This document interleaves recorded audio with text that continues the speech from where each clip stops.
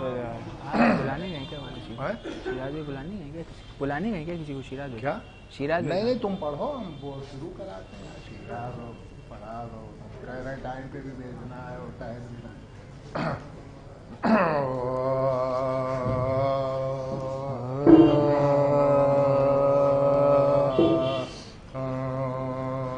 حرم کی گود میں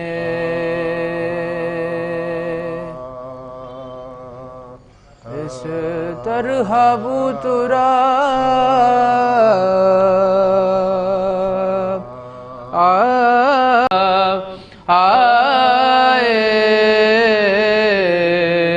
نبی کے قلب پہ جیسے کہ الکتاب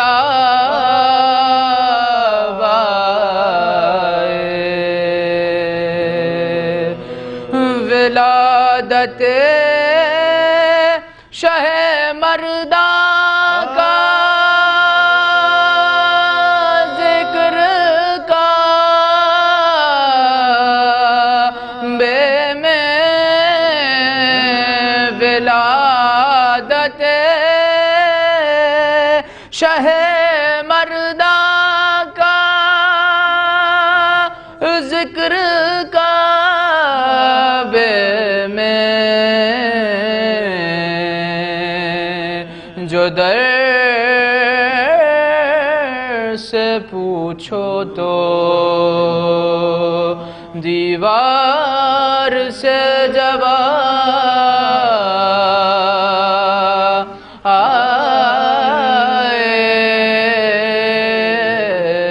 آئے جو در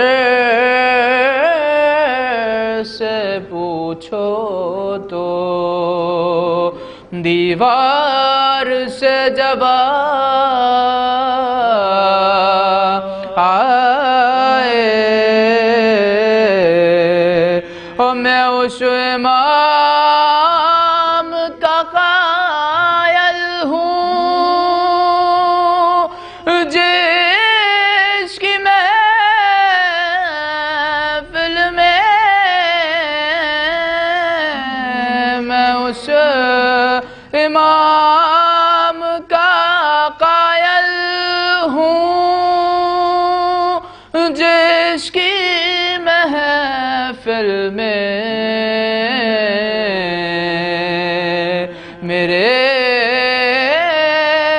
سوال سے پہلے میرا جواب آئے میرے سوال سے پہلے میرا جواب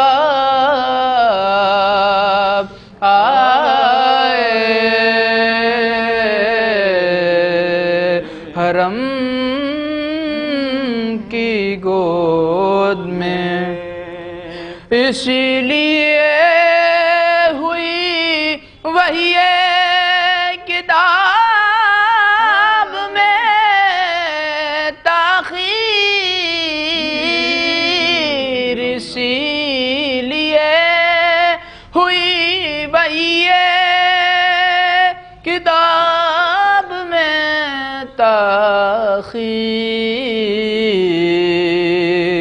علی کتاب سنا لیں تو پھر کتاب آئے علی کتاب سنا لیں تو پھر کتاب آئے اٹھا لیا در خبر تو جائے رت کیا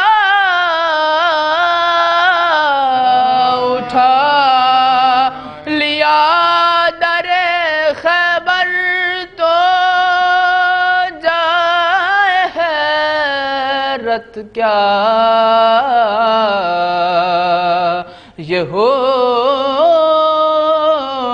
دیں تو ہتھیلی پہ آفتاب آئے، یہ حکم دیں تو ہتھیلی پہ آفتاب آئے، حرم کی گود میں۔ نعرہ صلوات۔ اللہم صلی علی محمد و آل محمد۔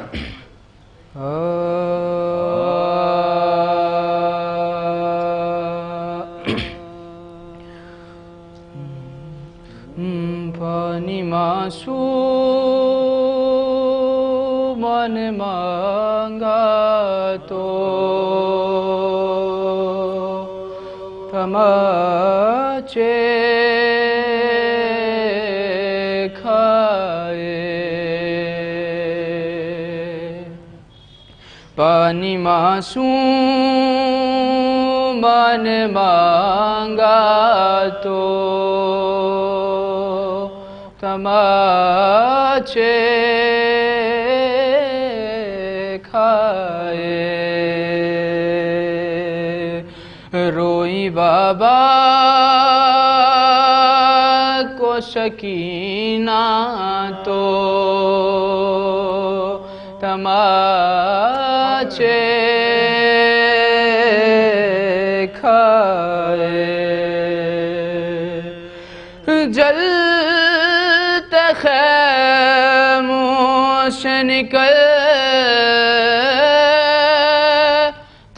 ہوئے اس بچی نے،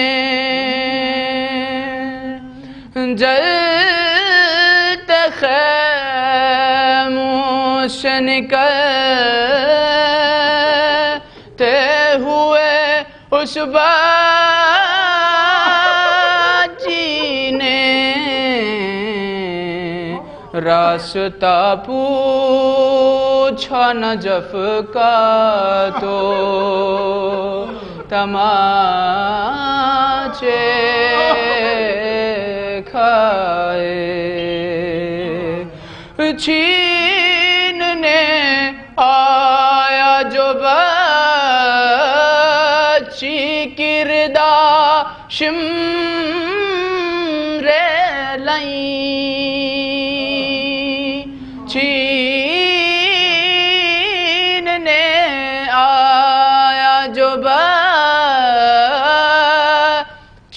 کی ردا شمر لئیں،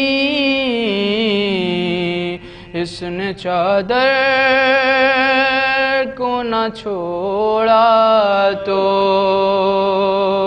تماچے کھائے، ارے کیوں میرے بابا پہ ظالم تو چلاتا ہے چھری، کیوں میرے بابا پہ ظالم تو چلاتا ہے چھری، اس نے جب شمر سے پوچھا تو تماچے کھائے، کوفہ و شام کے بازار میں چلتے چلتے تھک کے بیٹھی جو سکینہ تو تماچے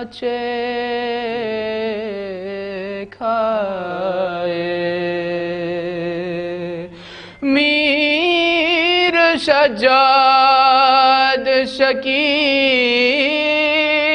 نابی ہے زہرا کی طرح میر سجاد شکی نابی ہے زہرا کی طرح ہو گئی جب یہ یتیمہ تو تماچے کھائے پانی معصوم نے مانگا تو نعرہ صلوات محمد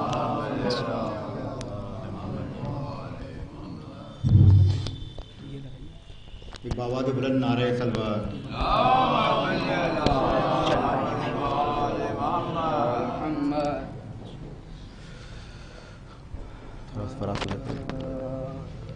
ایک اور بآواز بلند نعرہ صلوات قطع سماعت کریں آجا بیٹا کہ نعرہ صلوات موت کے حوالے سے 4 میں 6 سماعت کریں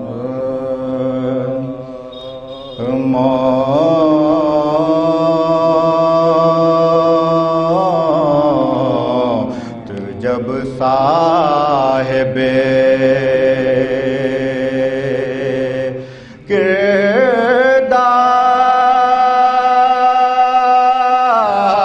کردار سے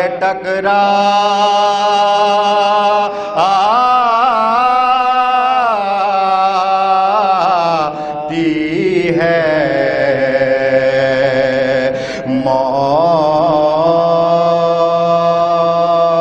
موت جب صاحب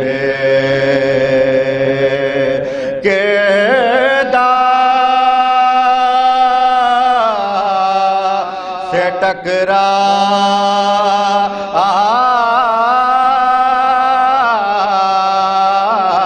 ٹکراتی ہے وہ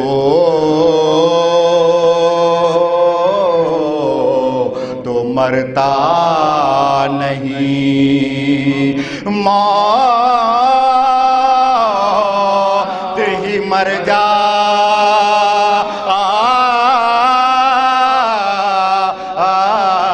جاتی ہے وہ تو مرتا نہیں موت ہی مر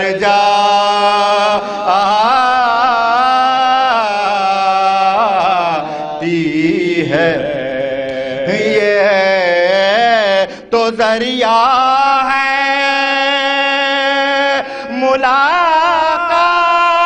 ملاقات علی کا ورنہ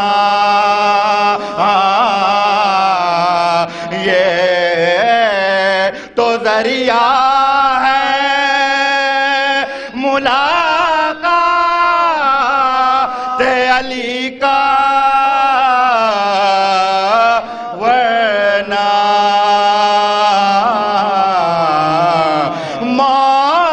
موت حیدر کے غلاموں کو کہاتی ہے یہ تو ذریعہ ہے ملاقات علی کا ورنہ موت حیدر کے غلاموں کو कहाती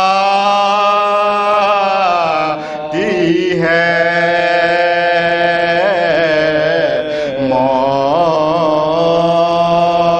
मौत जब साहिबे नारे सलवात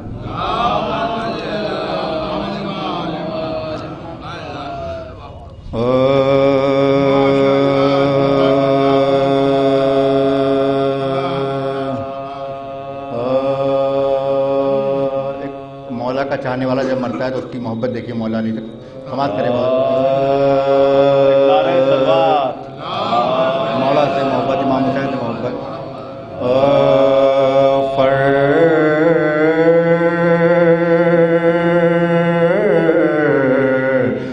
मजलिस का जो बिछने लगा गमे सरवर के लिए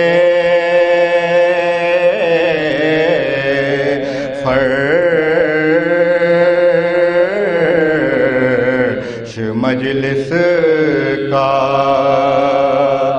जो बिछने लगा गमे सरवर के लिए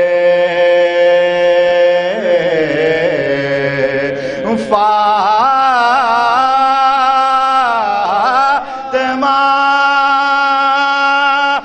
खुल्द से निकली है मेरे घर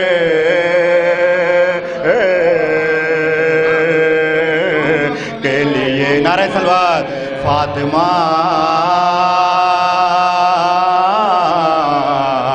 खुल्द से निकली है मेरे घर के लिए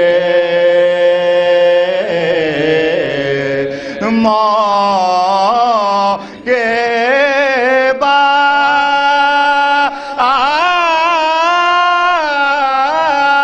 मेरी रूह करेगी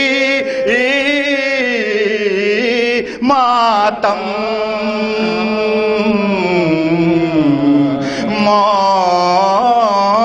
के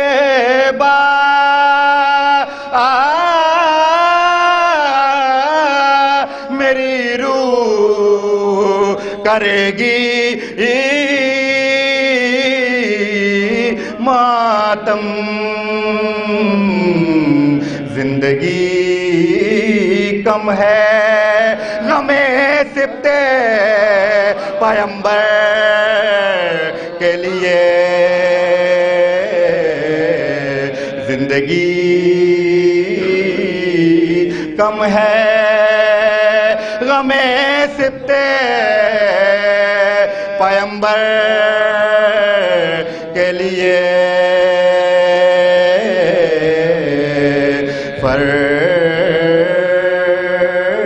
फर्श मजलिस का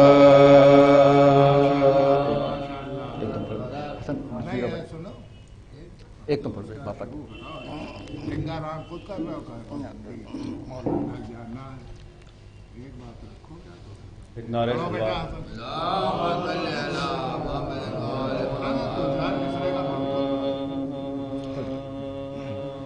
एक पढ़ दो बच्चा नारे सलवात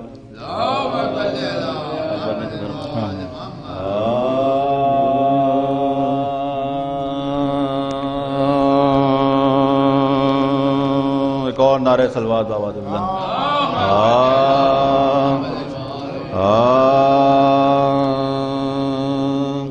अकबर ने जो घर मौत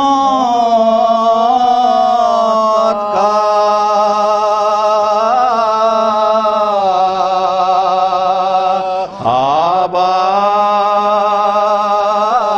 आबाद किया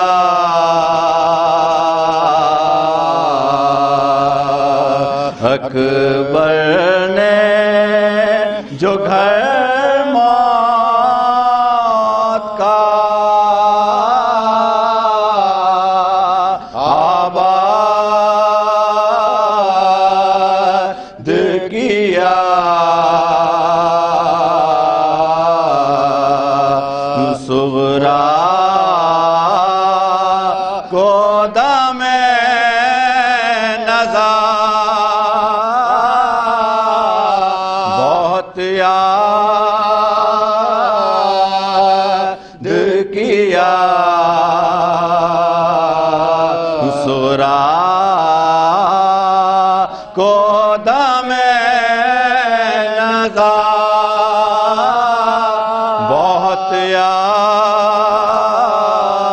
کیا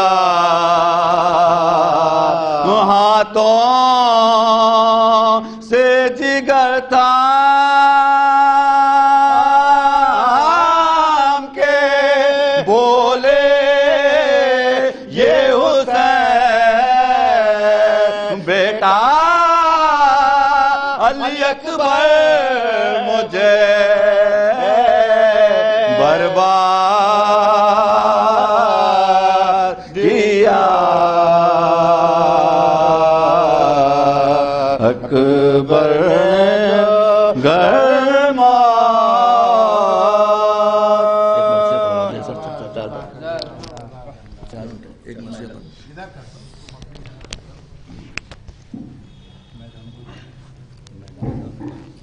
میدان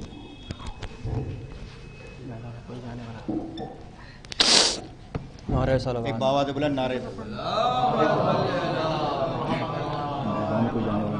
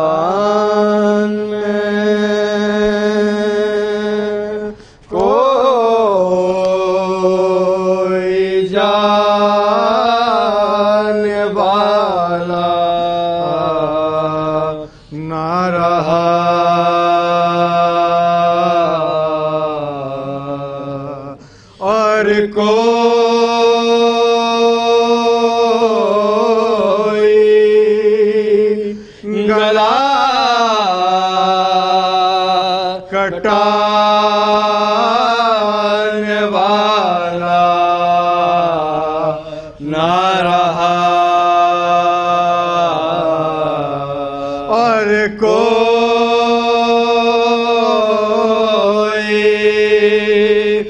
گلا کٹانے والا نہ رہا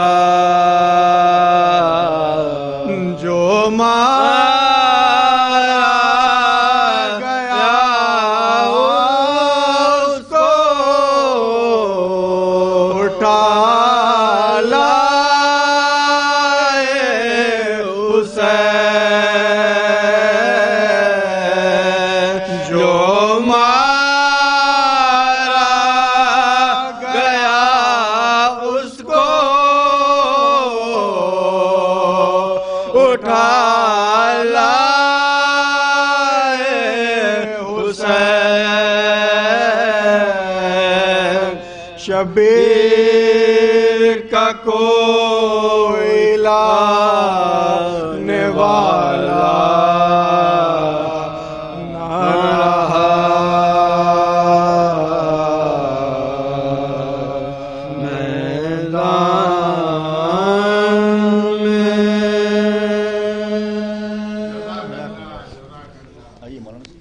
میں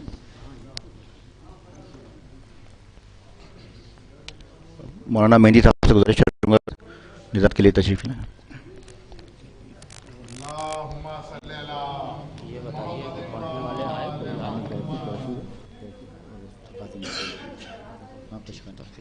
نظامت کیا دیا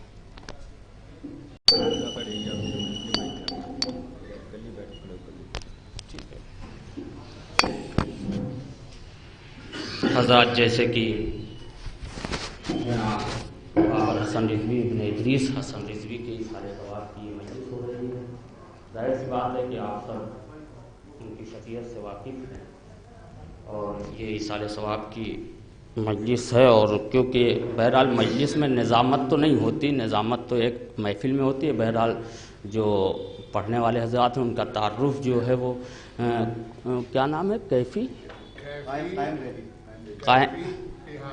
اچھا ایک منٹ، ارے وہ تو بات الگ ہے، بہرحال جو ہے جس میں اچھا کیا نام جی؟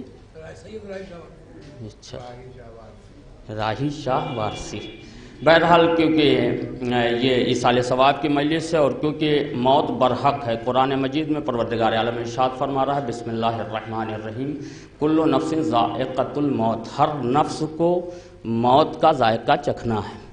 اب یقیناً جو ہے وہ موت برحق ہے اور موت یقینی ہے، یہاں تک کہ موت کا یقین جو ہے وہ بھی رکھتا ہے کہ جو خدا پر یقین نہیں رکھتا، جو خدا کو نہیں مانتا ہے وہ بھی جو ہے وہ موت کو جو ہے وہ مانتا ہے۔ تو عزیزان محترم کیونکہ موت برحق ہے، لیکن کیونکہ موت برحق ہے لہٰذا ہمارے ہاں موت کا تصور یہ ہے کہ جب اعضاء و جوارح کام کرنا بند کر دیتے ہیں تو ہم موت سمجھتے ہیں۔ یہ ہمارے ہاں موت کا تصور ہے کہ جب اعضاء و جوارح کام کرنا بند کر دیتے ہیں تو ہم کیا کہتے ہیں کہ فلاں شخص مر گیا، فلاں شخص جو ہے اس کا انتقال ہو گیا، فلاں کو موت آ گئی۔ لیکن عزیزان محترم یہ ہمارے ہاں موت کا تصور ہے، لیکن اللہ کے ہاں موت کا تصور یہ نہیں ہے۔ موت کا تصور اللہ کے یہاں یہ ہے کہ جو کام آتا ہے وہ زندہ ہے، جو کام نہیں آتا ہے وہ مردہ ہے۔ اور میں سامنے کی مثال عرض کر دوں کہ آیا مختصر سے وقت میں، کیونکہ مجھے بہت زیادہ گفتگو نہیں کرنی ہے اور بہت زیادہ کچھ بیان نہیں کرنا ہے، لیکن میں ایک چیز عرض کرنا چاہتا ہوں کہ موت کیا ہے۔ ہمارے ہاں موت کا تصور یہ ہے کہ اعضاء و جوارح حرکت کرنا بند کر دیں تو وہ مردہ ہے، اور اعضاء و جوارح حرکت کر رہے ہیں تو وہ کون ہے؟ وہ زندہ ہے۔ لیکن اللہ کے ہاں موت کا تصور دوسرا ہے۔ آپ دیکھیں کہ ایگریکلچر وبھاگ میں جائیں اور جانے کے بعد کہیں کہ بھائی یہ بتائیے کہ زمین مردہ کب ہوتی ہے؟ بھائی آپ نے سنا ہوگا کہ فلاں صاحب کی زمین ہے مردہ ہے۔ اب یہ زمین مردہ کب ہوتی ہے؟ ہم نے ایگریکلچر جا کر کے ان کے افسر سے یہ پوچھا کہ صاحب ہم نے سنا ہے انسان مردہ ہوتا ہے، یہ زمین مردہ کیسے ہوتی ہے؟ زمین چلی گئی، ختم ہو گئی، غائب ہو گئی، مٹ گئی، دکھائی نہیں دیتی، نظر نہیں آتی۔ تو ایگریکلچر کے جو آفیسر تھے انہوں نے جواب یہ دیا کہ مولانا زمین کا مردہ ہونے کا مطلب یہ ہے کہ نہ اس میں ایک درخت اگ سکے، نہ ایک جرعہ آپ پانی دے سکے، وہ جو ہے وہ مردہ ہو گئی۔ تو اب سمجھے کہ مردہ کی اس کا مطلب یہ ہے کہ وہ زمین مردہ ہے جو کام آنا بند کر دے، وہ زمین مردہ ہے جو کام نہ آئے، جو کوئی فائدہ نہ پہنچائے۔ تو اب اگر ہم لوگوں کے کام آ رہے ہیں تو زندہ ہیں، اگر ہم لوگوں کے کام آ رہے ہیں تو زندہ ہیں، اور اگر کام نہیں آ رہے ہیں تو مردہ ہیں۔ بس ہم میں اور آل محمد میں یہی فرق ہے کہ ہم جب دنیا میں آتے ہیں تب کام آتے ہیں، یتیم کے، بیواؤں کے، مسکین کے، پڑوسی کے، اعزاء اور اقربا کے، رشتہ داروں کے۔ جب دنیا سے گزر گئے تو کام آنا بند ہو گیا، یعنی کل بھی مردہ تھے، جب کام نہیں آئے تو بھی مردہ تھے، مردہ ہو گئے۔ لیکن آل محمد میں ہم میں فرق یہی ہے کہ جب آل محمد نہیں آئے تھے تب بھی کام آ رہے تھے۔ بھائی جب آل محمد نہیں آئے تھے تب بھی کام آ رہے تھے، اور جب آئے تب بھی کام آ رہے تھے، اور اب چلے گئے تب بھی کام آ رہے ہیں۔ لہٰذا وہ کل بھی زندہ تھے، آج بھی زندہ ہیں، اور قیامت تک زندہ رہیں گے۔ ایک صلوات بھیجے بر محمد۔ تو عزیزان محترم موت برحق ہے۔ بہرحال 4 مصرے اور اس کے بعد جو ہے میں جناب قائم زیدی صاحب کو جو ہے وہ دعوت سخن دیتا ہوں کہ یقیناً جو ہے کیونکہ مرحوم کے ایصال ثواب کی مجلس سے 4 مصرے سماعت فرمائیں کہ کیا بات ہے کیا پوچھتے ہو مسئلہ کیا ہے؟ کیا بات ہے کیا پوچھتے ہو مسئلہ کیا ہے؟ کلی کی مثل ہوں باد ولا میں کھلنے آیا ہوں، کلی کی مثل ہوں باد ولا میں کھلنے آیا ہوں، سنا تھا قبر میں حسنین کے بابا بھی آتے ہیں، سنا تھا قبر میں حسنین کے بابا بھی آتے ہیں، زمانہ چھوڑ کے سارا علی سے ملنے آیا ہوں، زمانہ چھوڑ کے سارا علی سے ملنے آیا ہوں۔ اور یہ بند ملاحظہ فرمائیں کہ میٹھی لگے گی موت علی کے غلام کو، میٹھی لگے گی موت علی کے غلام کو، آئے گا موت کا بھی فرشتہ سلام کو، میٹھی لگے گی موت علی کے غلام کو، آئے گا موت کا بھی فرشتہ سلام کو، خوشبو قضا کی آئی جو اس کے مشام کو، آنکھوں سے دیکھ لے گا وہ اپنے مقام کو، بیت ملاحظہ فرمائے کہ میٹھی لگے گی موت علی کے غلام کو، آئے گا موت کا بھی فرشتہ سلام کو، خوشبو قضا کی آئی جو اس کے مشام کو، آنکھوں سے دیکھ لے گا وہ اپنے مقام کو، جنت کا باغ قبر کی سوغات ہو گئی۔ بیت ملاحظہ فرمائیں کہ جنت کا باغ قبر کی سوغات ہو گئی، کیا موت جب علی سے ملاقات ہو گئی، کیا موت جب علی سے ملاقات ہو گئی۔ میں بڑے ادب و احترام سے گزارش کر رہا ہوں جناب قائم زیدی صاحب پیہانوی سے، آپ حضرات ان کا استقبال باعث بلند صلوات سے کرنا۔ محمد وآل محمد۔ حضرات ایک صلوات کا سہارا اور دیجیے گا۔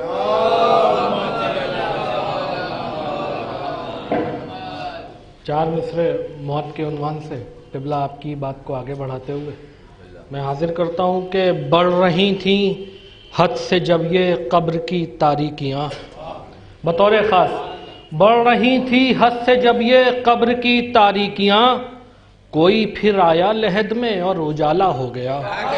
بطور خاص بڑھ رہی تھی حد سے جب یہ قبر کی تاریکیاں، کوئی پھر آیا لحد میں اور اجالا ہو گیا، تو دھڑکنوں کا ڈوبنا مولا بنا ہے زندگی، دھڑکنوں کا ڈوبنا مولا بنا ہے زندگی، کل تلک تم کو سنا تھا آج ملنا ہو گیا، دھڑکنوں کا ڈوبنا مولا بنا ہے زندگی، کل تلک تم کو سنا تھا آج ملنا ہو گیا، کل تلک تم کو سنا تھا آج ملنا ہو گیا۔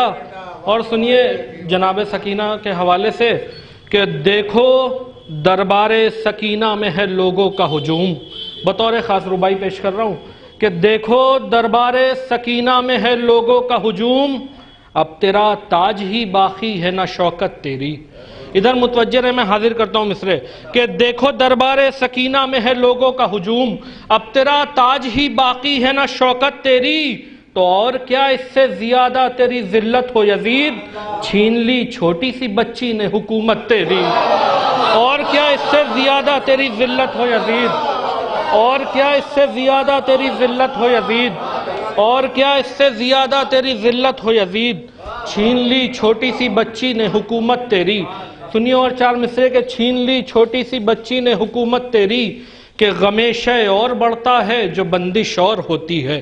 بطور خاص سنیے گا قبلہ کہ غم شے اور بڑھتا ہے جو بندش اور ہوتی ہے، ہوائیں بند ہو جائیں تو بارش اور ہوتی ہے، غم شے اور بڑھتا ہے جو بندش اور ہوتی ہے، ہوائیں بند ہو جائیں تو بارش اور ہوتی ہے۔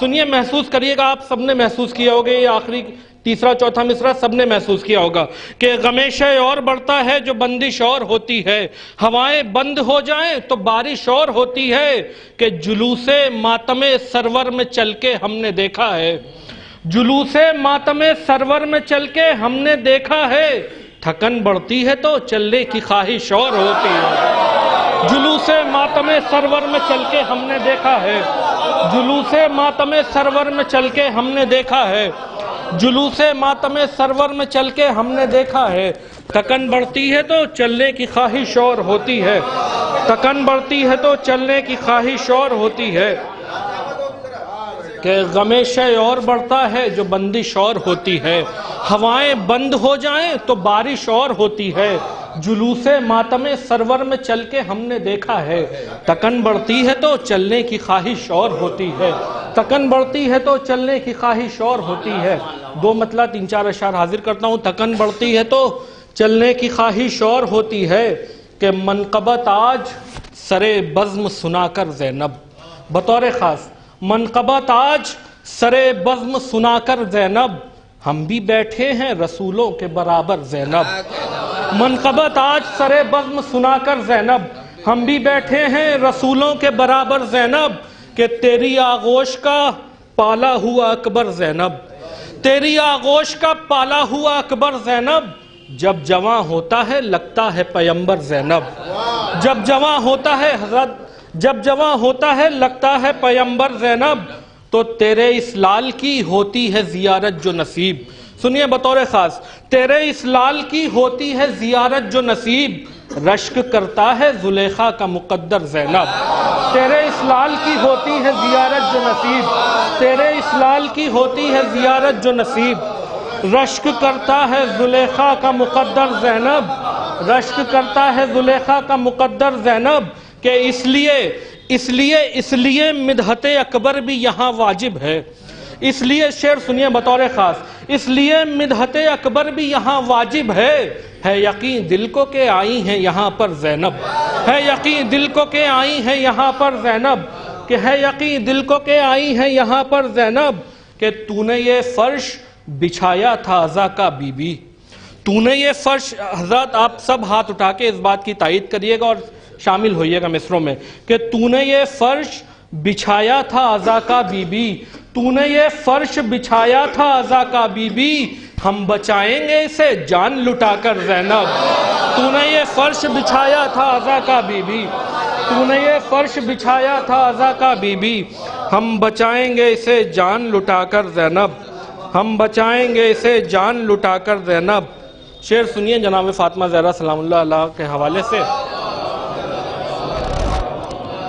کہ تو نے یہ فرش بچھایا تھا عزا کا بی بی، ہم بچائیں گے اسے جان لٹا کر زینب، کہ کیوں مسلح پر میرے تسبیح نورانی نہ ہو۔ سنیے بطور خاص مصرے شامل ہوئیے، کیوں مسلح پر میرے تسبیح نورانی نہ ہو، کیوں مسلح پر میرے تسبیح نورانی نہ ہو، حوض کوثر کیا بھلا اس میں اگر پانی نہ ہو، کیوں مسلح پر میرے تسبیح نورانی نہ ہو، حوض کوثر کیا بھلا اس میں اگر پانی نہ ہو، کہ اس جگہ تم ڈھونڈنے نکلے ہو زہرا کا جواب، اس جگہ تم ڈھونڈنے نکلے ہو زہرا کا جواب، جس جگہ فضہ کی جوتی کا کوئی ثانی نہ ہو، اس جگہ تم ڈھونڈنے نکلے ہو زہرا کا جواب، اس جگہ تم ڈھونڈنے نکلے ہو زہرا کا جواب، اس جگہ تم ڈھونڈنے نکلے ہو زہرا کا جواب، اس جگہ تم ڈھونڈنے نکلے ہو زہرا کا جواب، جس جگہ فضہ کی جوتی کا کوئی ثانی نہ ہو، جس جگہ فضہ کی جوتی کا کوئی ثانی نہ ہو، تو کون سردار ملائک کیسا رضوان جنا، بطور خاص شعر سنیے شامل ہوئیے، کون سردار ملائک کیسا رضوان جنا، کون سردار ملائک کیسا رضوان جنا، جب تلک زہرا کے چوکھٹ کی دربانی نہ ہو، کون سردار ملائک کیسا رضوان جنا، کون سردار ملائک کیسا رضوان جنا، جب تلک زہرا کی چوکھٹ کی دربانی نہ ہو۔ حاضر کرتا ہوں کہ جب تلک زہرا کی چوکھٹ کی دربانی نہ ہو، تو روٹیوں کو بھیج کر رستہ بتا دے فاطمہ، بطور خاص روٹیوں کو بھیج کر رستہ بتا دے فاطمہ، روٹیوں کو بھیج کر رستہ بتا دے فاطمہ، تاکہ آیت کو اترنے میں پریشانی نہ ہو، روٹیوں کو بھیج کر رستہ بتا دے فاطمہ، روٹیوں کو بھیج کر رستہ بتا دے فاطمہ، تاکہ آیت کو اترنے میں پریشانی نہ ہو۔ اور حضرات کچھ لوگ ہیں جو عورت کا جنگ میں آنا جائز بتاتے ہیں، اور معاذ اللہ میں نام نہیں لوں گا، تقابل بھی کرتے ہیں۔ میں حاضر کرتا ہوں شعر کہ روٹیوں کو بھیج کر رستہ بتا دے فاطمہ، تاکہ آیت کو اترنے میں پریشانی نہ ہو۔ شعر سنیے کہ جنگ کرنا اور ہے، بطور خاص جنگ کرنا اور ہے، حق مانگنا کچھ اور ہے، بطور خاص ساری تاریخ آپ کی نگاہوں کے پس منظر میں ہے۔ میں حاضر کرتا ہوں شعر کہ جنگ کرنا اور ہے، حق مانگنا کچھ اور ہے، جنگ کرنا اور ہے، حق مانگنا کچھ اور ہے، فرض ہے عورت پہ وہ عورت ہو مردانی نہ ہو، بطور خاص جب فرض ہے عورت پہ وہ عورت ہو مردانی نہ ہو، جنگ کرنا اور ہے، حق مانگنا کچھ اور ہے، فرض ہے عورت پہ وہ عورت ہو مردانی نہ ہو۔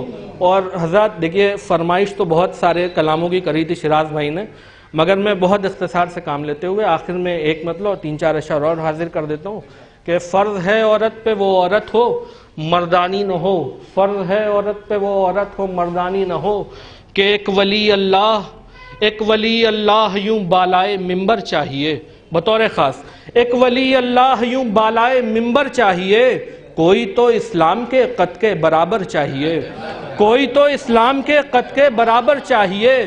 شعر سنیے کہ سن رہی ہیں اس لیے خطبے علی کے بیٹھ کر، سن رہی ہیں اس لیے خطبے علی کے بیٹھ کر، آیتوں کو آج اپنے تن کا زیور چاہیے، آیتوں کو آج اپنے تن کا زیور چاہیے، سن رہی ہیں اس لیے خطبے علی کے بیٹھ کر، آیتوں کو آج اپنے تن کا زیور چاہیے کہ ڈوبتا سورج پلٹ آیا معافی کے لیے، ڈوبتا سورج پلٹ آیا معافی کے لیے، ڈوبنے سے پہلے اس کو اذن حیدر چاہیے، ڈوبنے سے پہلے اس کو اذن حیدر چاہیے، ڈوبنے سے پہلے اس کو اذن حیدر چاہیے کہ یا علی والے بنو یا ورد کلمہ چھوڑ دو، یا علی والے بنو یا ورد کلمہ چھوڑ دو، رب کو بس ہر ایک دل میں حب حیدر چاہیے، رب کو بس ہر ایک دل میں حب حیدر چاہیے۔ حضرات آپ کو آپ کے نتیجے تک لا رہا ہوں، رب کو بس ہر ایک دل میں حب حیدر چاہیے کہ آپ کا یہ راز بھی بغض علی سے کھل گیا۔ میں حاضر کرتا ہوں کہ آپ کا یہ راز بھی بغض علی سے کھل گیا، آپ کو کعبہ نہیں کعبے کا چکر چاہیے، آپ کو کعبہ نہیں کعبے کا چکر چاہیے، آپ کا یہ راز بھی بغض علی سے کھل گیا، آپ کا یہ راز بھی بغض علی سے کھل گیا، آپ کو کعبہ نہیں کعبے کا چکر چاہیے۔ شعر پیش کرتا ہوں مقطع کا، آپ کو کعبہ نہیں کعبے کا چکر چاہیے کہ داد شیروں پر نہیں ملتی تو کیفی غم نہیں، بطور خاص شامل ہوئیے گا، داد شیروں پر نہیں ملتی تو کیفی غم نہیں، داد مولا سے سر میدان محشر چاہیے، داد مولا سے سر۔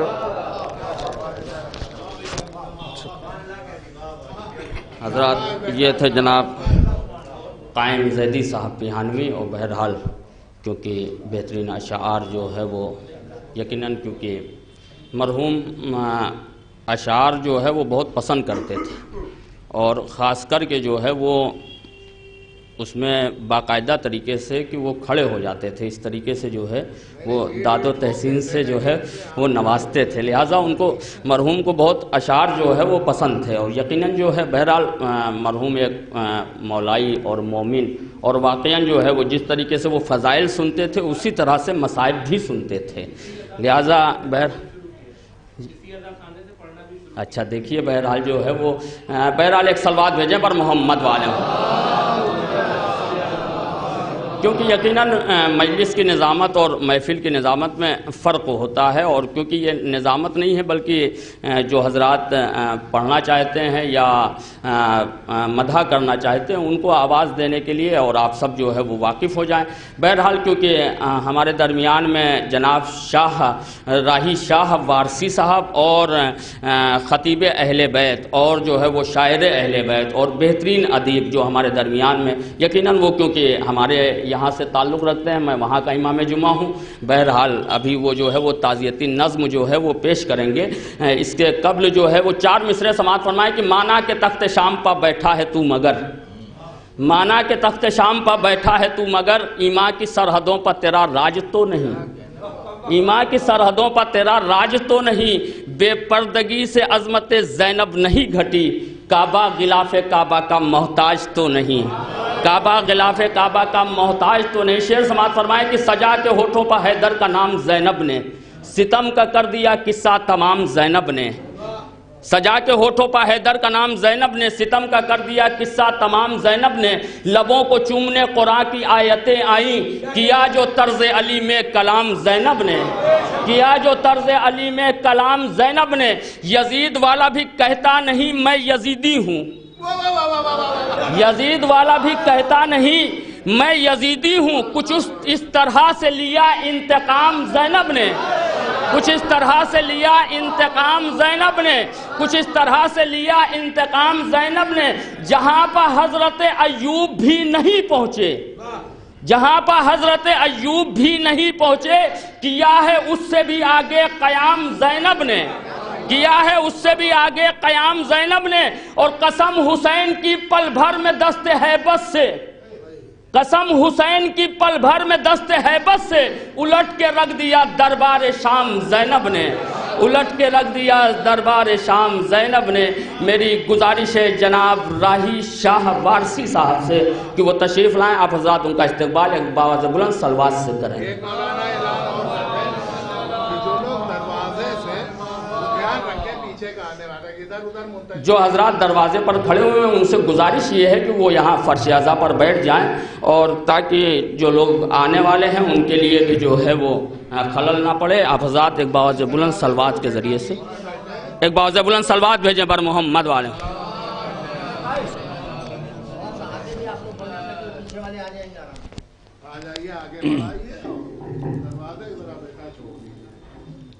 آئیے ہم آپ بارگاہ مولا کائنات اور ان کے آل و اصحاب کی بارگاہ میں صلاۃ والسلام کا نعرہ پیش کریں. اللہم صلی علی محمد وعلی آل محمد. ایک بار اور باواز پڑھیے سلام محمد وعلی آل محمد. مجھے تو ماسٹر صاحب لے آئے، مجھے کچھ پتہ نہیں تھا. فون کیا آپ باہر آ جائیے، ہمیں لے کے آئے، کڈنیپ کر کے آ گئے. ہماری طبیعت بھی ٹھیک تھی. خیر میں چند شعر پیش کر رہا ہوں. پہلے قضا مجلس ہے جانشین پیمبر کی آئیے، مجلس ہے جانشین پیمبر کی آئیے، سن کر علی کے ذکر کو درجات پائیے، سن کر علی کے ذکر کو درجات پائیے. اور 21 رمضہ اس کی شہادت ہے مومنو، 21 رمضہ اس کی شہادت ہے مومنو، اس کا سبھی کو اسوہ حسنہ سنائیے، اس کا سبھی کو اسوہ حسنہ سنائیے. اور 2-3 شعر مولا کائنات کے بارگاہ میں. خدا اور محمد کا واحد ولی ہے، خدا اور محمد کا واحد ولی ہے، علی ہی علی ہے، علی ہی علی ہے، علی ہی علی ہے، علی ہی علی ہے. علی کی محبت میں جو آدمی ہے، علی کی محبت میں جو آدمی ہے، کسی دھرم کا ہو وہی جنتی ہے، کسی دھرم کا ہو وہی جنتی ہے. وہ ملا وہ صوفی وہ مفتی وہ عالم، وہ ملا وہ صوفی وہ مفتی وہ عالم، جو دشمن علی کا وہی دوزخی ہے، جو دشمن علی کا وہی دوزخی ہے. اور یہ بھی شعر سنیں. مٹائے گا وہی مشن معاویہ کا، مٹائے گا وہی مشن معاویہ کا، جو مومن نہیں مٹائے گا وہ منائے گا وہ جشن ہی معاویہ کا، جو مومن نہیں خارجی ناصبی ہے، جو مومن نہیں خارجی ناصبی ہے، جو مومن نہیں. اور ہے اور چند شعر سنا فرمائے. بارگاہ زینب، شہزادی زینب کی بارگاہ میں. یزیدیت کو مٹانے کا نام زینب ہے، یزیدیت کو مٹانے کا نام زینب ہے، اور زمانہ جان لے اعلیٰ مقام زینب ہے، زمانہ جان لے اعلیٰ مقام زینب ہے دین حق کو بچانے کا نام مولا حسین. مثال دیکھیں، ہے دین حق کو بچانے کا نام مولا حسین، اور حسینیت کو بچانے کا نام زینب ہے، حسینیت کو ہے دین حق کو، ہے دین حق کو بچانے کا نام، ہے دین حق کو بچانے کا نام مولا حسین، اور حسینیت کو بچانے کا نام زینب ہے، حسینیت کو بچانے کا نام زینب ہے۔ اور یہ چند اشعار منقبت کے بارگاہ شہزادی زینب کی بارگاہ میں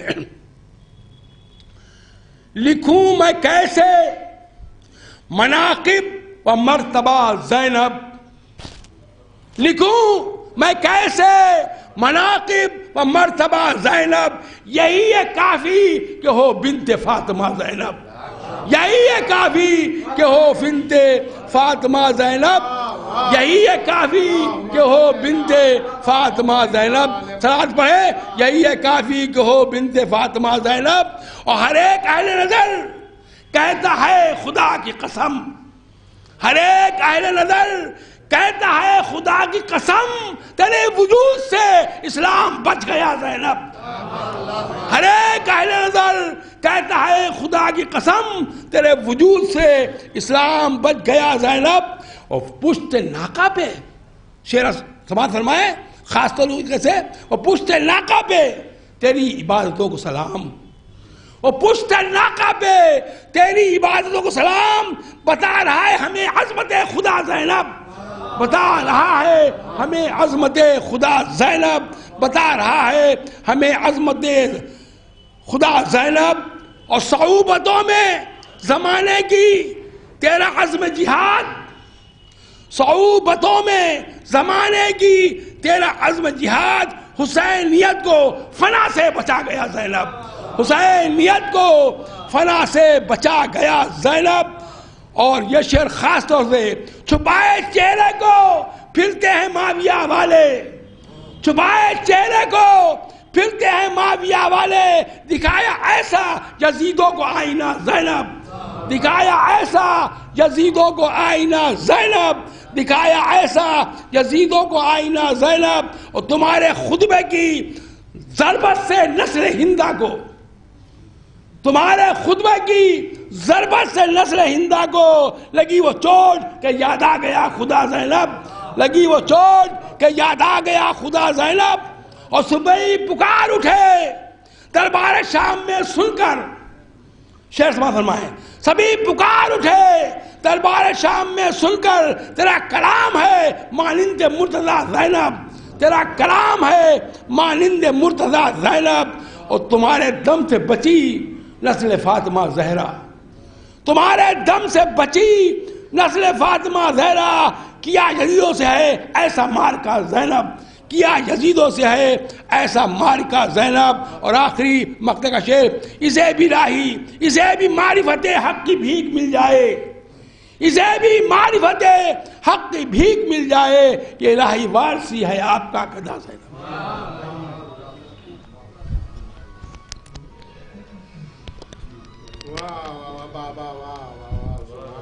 یہ تھے جناب راہی شاہ وارثی صاحب۔ اب کیونکہ یقیناً جو ہے وہ جناب صغیر عابد صاحب رضوی جو ہے وہ تعزیتی نظم پیش کریں گے، اور اس کے بعد جو ہے وہ آفتاب شریعت حجت الاسلام عالی جام مولانا قلب جواد صاحب، اور کیونکہ دو تین بند جو ہے وہ مرحوم کو بہت پسند تھے، اور وہ بند، اور اس کے بعد جو ہے میں جناب صغیر عابد صاحب کو دعوت سخن دیتا ہوں۔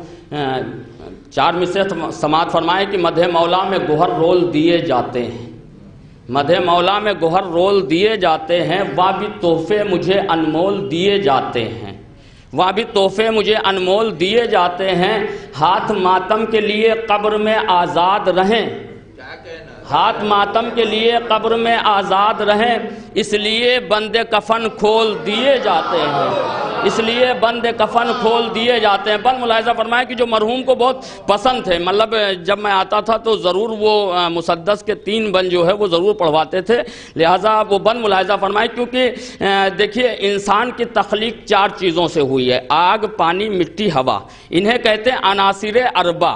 کیا کہتے ہیں؟ عناصر اربع، جن 4 چیزوں سے انسان کی تخلیق ہوتی ہے، آگ، پانی، مٹی، ہوا۔ بند ملاحظہ فرمائے کہ ترتیب ظہوری میں ہے جو 4 عناصر، وہ ہیں میرے مولا کے عزادار عناصر، ہاں کرتا ہوں تسنیم میں 100 بار عناصر، خود کرتے ہیں اس بات کا اقرار عناصر، خود کرتے ہیں اس بات کا اقرار عناصر، نہ آگ نہ پانی نہ مٹی نہ ہوا سے، نہ آگ نہ پانی نہ مٹی نہ ہوا سے، ہم خلق ہوئے فاطمہ زہرا کی دعا سے، ہم خلق ہوئے فاطمہ زہرا کی دعا سے، ہم خلق ہوئے فاطمہ زہرا کی دعا سے۔ اب دلیل سنیے کہ پانی غم حسین میں بہنے کا ہے سبب، کرتے ہیں لوگ آگ پا ماتم بصد ادب، نوحے کی ہر صدا پا ہوائیں ہیں مسترب، فرش عذاب بھی بچتا ہے مٹی پر روز و شب۔ بیت ملاحظہ فرمائیں کہ پانی غم حسین میں بہنے کا ہے سبب، کرتے ہیں لوگ آگ پا ماتم بصد ادب، نوحے کی ہر صدا پا ہوائیں ہیں مسترب، فرش عذاب بھی بچتا ہے مٹی پر روز و شب، چاروں پر راج ہے تو شہ مشرقین کا، در اصل زندگی پہ ہے قبضہ حسین کا، در اصل زندگی پہ ہے قبضہ حسین کا، در اصل زندگی پہ ہے قبضہ حسین کا، کس ظرف کا حامل ہے عزادار کا سینہ، نہ بغض نہ الہاد نہ اوہام نہ کینہ، شبیر کا دشمن یہاں رہ پائے کبھی نہ، چھاتی پہ بسا ہے کہیں کربل کا مدینہ۔ بیت ملاحظہ فرمائے کہ ترتیب ظہوری میں ہیں جو چار عناصر وہ ہیں میرے مولا کے عزادار عناصر، ہاں کرتا ہوں تسنیم میں 100 بار عناصر، خود کرتے ہیں اس بات کا اقرار عناصر، نہ آگ نہ پانی نہ مٹی نہ ہوا سے، ہم خلق ہوئے فاطمہ زہرا کی دعا سے، پانی غم حسین میں بہنے کا ہے سبب، کرتے ہیں لوگ آگ پا ماتم بصد ادب، نوحے کی ہر صدا پا ہوائیں ہیں مسترب، فرش عذابی بچتا ہے مٹی پر روز و شب، چاروں پر راج ہے تو شہ مشرقین کا، در اصل زندگی پہ ہے قبضہ حسین کا، کس ظرف کا حامل ہے عزادار کا سینہ، نہ بغض نہ الہاد نہ اوہام نہ کینہ، شبیر کا دشمن یہاں رہ پائے کبھی نہ، چھاتی پہ بسا ہے کہیں کربل کا مدینہ، سینے پہ جو ماتم کی یہ تحریک چلی ہے، سینے میں ہے دل، دل میں حسین ابن علی ہے، سینے میں ہے دل، دل میں حسین ابن علی ہے۔ میں بڑے ادب و احترام سے گزارش کر رہا ہوں خطیب اہل بیت، شاعر اہل بیت، ادیب جناب صغیر عابد رضوی صاحب بہرائچی سے کہ وہ تعزیتی نظم پیش کریں، آپ حضرات ان کا استقبال ایک باوز بلند صلوات سے کریں، کھڑے ہو کر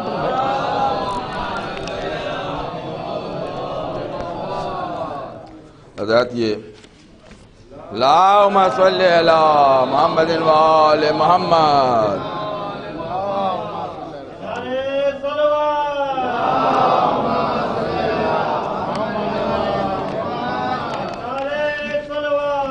اللہم صلی علی محمد وآل محمد، یا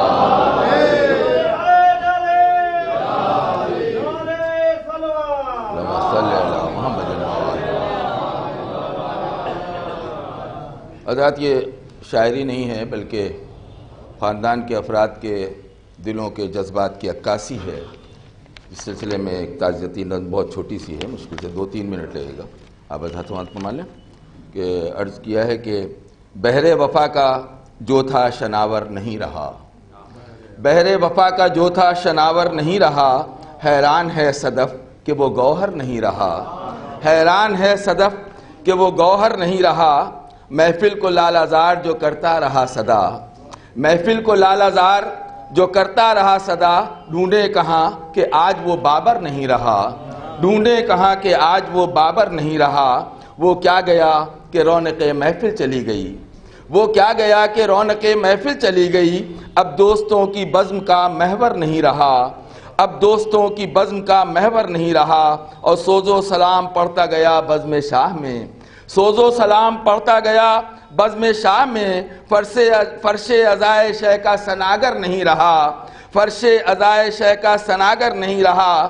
اور مشکل میں ہر قدم پہ جو رہنا سکھا گیا، مشکل میں ہر قدم پہ جو رہنا سکھا گیا، مشکل کشا کے در کا گداگر نہیں رہا، مشکل کشا کے گھر کا گداگر نہیں رہا، یوں خاموشی سے دے گیا داغ مفارقت، یوں خاموشی سے دے گیا داغ مفارقت، دل کو یقین نہیں ہے کہ بابر نہیں رہا، دل کو یقین نہیں ہے کہ بابر نہیں رہا، ڈھونڈیں گے لے کے مشعلیں اس کو کہاں رفیق، ڈھونڈیں گے لے کے مشعلیں اس کو کہاں رفیق، آنکھوں میں کوئی لطف کا منظر نہیں رہا، آنکھوں میں کوئی لطف کا منظر نہیں رہا، لبیک یا حسین یہ کہتا ہوا گیا، لبیک یا حسین وہ کہتا ہوا گیا، وہ بوزری مزاج کا مظہر نہیں رہا، اور بچوں کو روتا چھوڑ کے باغ عدن گیا، بچوں کو روتا چھوڑ کے باغ عدن گیا، ماہ عزام عاشق سرور نہیں رہا، ماہ عزام عاشق سرور نہیں رہا، فرش عزا اداس ہے مومن ہے مضطرب، فرش عزا اداس ہے مومن ہے مضطرب، کیسے کہوں کہ صاحب ممبر نہیں رہا، کیسے کہوں کہ صاحب ممبر نہیں رہا، جب سرپرست گھر کا چلا جائے دوستوں، جب سرپرست گھر کا چلا جائے دوستوں، ماتم کدا ہی رہ گیا اب گھر نہیں رہا، ماتم کدا ہی رہ گیا اب گھر نہیں رہا، اظہار تعزیت کے لیے لفظ ہی نہیں، اظہار تعزیت کے لیے لفظ ہی نہیں، عابد وہ سوگوار 72 نہیں رہا، عابد وہ سوگوار 72 نہیں رہا۔ جزاک اللہ۔ یہ تھے جناب صغیر عابد رضوی صاحب، اور بہرحال کیونکہ ہمارے درمیان میں آفتاب شریعت تشریف لے آئے ہیں، اور بہرحال کیونکہ ان کے استقبال کے لیے 4 مصرے آپ سماعت فرما لیں کہ علی کے وصف ہیں اتنے شمار کون کرے، یہ کام تیرا ہے پروردگار کون کرے۔ یہ ریحان اعظمی مرحوم جو یقیناً جو ہے وہ ایک بڑا نام، اور وہ ابھی چند دن قبل جو ہے انتقال ہوا، اور بہرحال ان کے لیے روح کے ایصال کے لیے جو ہے وہ 4 مصرے سماعت فرمائے کہ علی کے وصف ہیں اتنے شمار کون کرے، یہ کام تیرا ہے پروردگار کون کرے، اسی لیے نہ بنائے خدا نے اور علی، شگاف کعبے میں اب بار بار کون کرے، شگاف کعبے میں اب بار بار کون کرے، شگاف کعبے میں اب بار بار کون کرے۔ بند ملاحظہ فرمائے کہ کنز حق مرضی معبود کا تیور حیدر، کنز حق مرضی معبود کا تیور حیدر، رونق دوش نبی زینت منبر حیدر، رونق دوش نبی زینت منبر حیدر، بوئے افکار مشیت سے معطر حیدر، علم کا شہر ہے پیمبر تو حیدر حیدر، علم کا شہر پیمبر ہے تو حیدر حیدر۔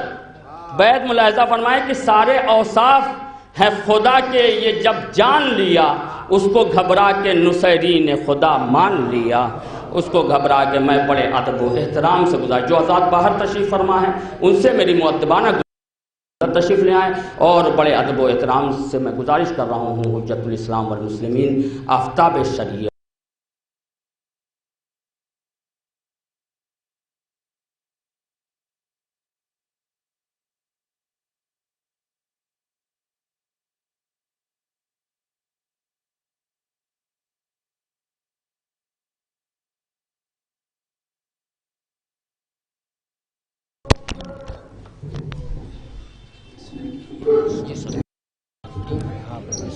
لگا دیجیے۔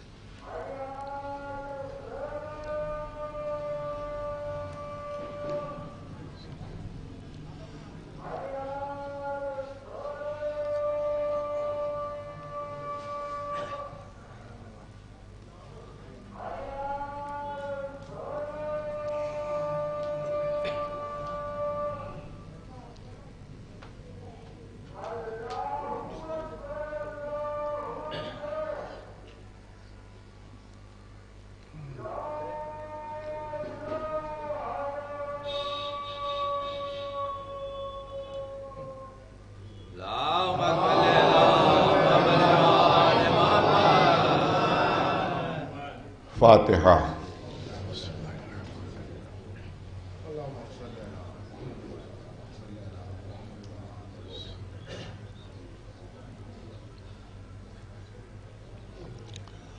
أعوذ بالله السميع العليم من الشيطان اللعين الرجيم بسم الله الرحمن الرحيم الحمد لله رب العالمين والصلاة والسلام على سيد الأنبياء والمرسلين سيدنا ونبينا وشفيع المذنبين أبي القاسم محمد وأهل بيته الطيبين الطاهرين المعصومين أما بعد فقد قال الله سبحانه تبارك وتعالى في كتابه المبين وهو أصدق القائلين ومن يبتغي غير الإسلام دينا فلن يقبل منه وهو في الآخرة من الخاسرين صلوات بھیجنے پر محمد گزارش ہے ایک مرتبہ سورہ حمد اور 3 مرتبہ سورہ اخلاص کی تلاوت فرما کر جناب سید بابر حسن رضوی صاحب مرحوم ابن سید ادریس حسن رضوی صاحب مرحوم کی روحوں کو ایثار ثواب فرما دے. بسم اللہ الرحمن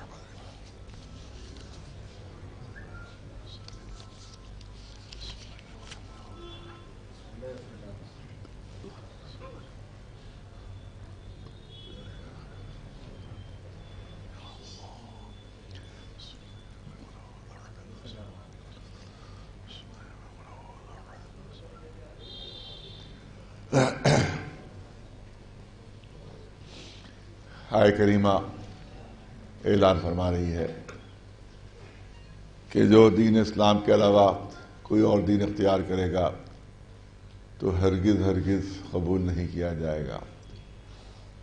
اور اس کے بعد اعلان ہو رہا ہے کہ وہ فی الآخرۃ من الخاسرین، وہ آخرت میں گھاٹا اٹھانے والا ہوگا. حقیقت یہی ہے اور سب سے بڑی حقیقت یہی ہے جن مرحوم کے سارے ثواب کی مجلس سے ظاہر ہے کہ آپ حضرات کے لیے ان کی شخصیت محتاج تعارف نہیں ہے. میں بھی 1-2 مرتبہ یہاں حاضری دے چکا ہوں، اس سے ملاقات میری ہو چکی ہے. انتہائی خلیق، انتہائی ملنسار، انتہائی غریب دوست، غریبوں کی مدد کرنا، سہارا دینا ان کو.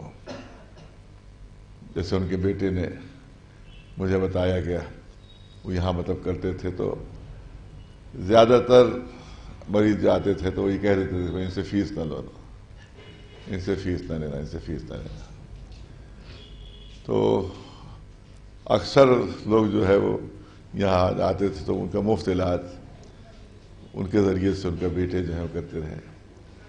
تو بہرحال ایک بہت ہی اچھی شخصیت دنیا سے رخصت ہو گئی، ایک بہت ہی نیک شخصیت، ایک واقعی جو محب اہل بیت جیسا ہونا چاہیے کسی کو، ویسی شخصیت دنیا سے اٹھ گئی ہے. ظاہر ہے کہ دنیا فنا ہو جانے والی ہے اور آخرت باقی رہنے والی ہے، لہذا انہی نے آخرت کو ترجیح دی دنیا کے اوپر، اور جو بھی کام کیا انہوں نے آخرت کے لیے کام کیا. اور قرآن مجید یہی اعلان بھی فرما رہے سایہ کریمہ میں کہ اگر دین اسلام کے علاوہ تم نے کوئی اور قانون حیات اختیار کیا تو ہو سکتا ہے دنیا میں تمہیں سب کچھ مل جائے، ہو سکتا ہے حکومت بھی مل جائے، اقتدار بھی مل جائے، عیش و آرام کے سامان بھی مل جائے، قصر بھی ہوں، محل بھی ہوں، دنیا کی ہر چیز تمہارے پاس ہوگی، مگر وہ دنیا تک محدود رہ جائے گی. جو فانی ہے، جو مٹ جانے والی ہے، جو ختم ہو جانے والی ہے. اور جہاں ہمیشہ رہنا ہے، جو تمہارا اصلی گھر ہے، جو وطن ہے، وہاں خالی ہاتھ پہنچو گے. اسی لیے قدرت نے دنیا کا ذکر ہی نہیں کیا ہے کریمہ میں، بلکہ آخرت کا تذکرہ کیا ہے کہ آخرت میں وہ گھاٹا اٹھائے گا، آخرت میں وہ خالی ہاتھ رہے گا. انشاءاللہ اس مجلس میں کوشش کروں گا کہ 2 جز ہیں اس آیہ کریمہ کے، دونوں جزوں پر ہلکی ہلکی روشنی. ظاہر ہے کہ یہ تو میں تو سمجھتا ہوں کہ ایک اشرا بھی کم ہے اس آیہ کریمہ کے لیے، ایک پورا اشرا بھی کم ہے اس کے لیے. مجھ جیسے معمولی علم رکھنے والوں کے لیے، جو بڑے علماء ہیں تو ان کے لیے تو اور زیادہ وسعت ہے اس میں. پہلا جو جز ہے وہ خاص کے بچوں جوانوں کے لیے عرض کرنا چاہتا ہوں. اعلان ہو رہا ہے کہ وَمَن يَبْتَغِ غَيْرَ الْإِسْلَامِ دِينًا فَلَن يُقْبَلَ مِنْهُ، جو دین اسلام کے علاوہ کوئی اور دین، کوئی اور طریقہ حیات، کوئی اور طرز زندگی، کوئی قانون حیات کوئی اور منتخب کرے گا تو ہرگز ہرگز قبول نہیں کیا جائے۔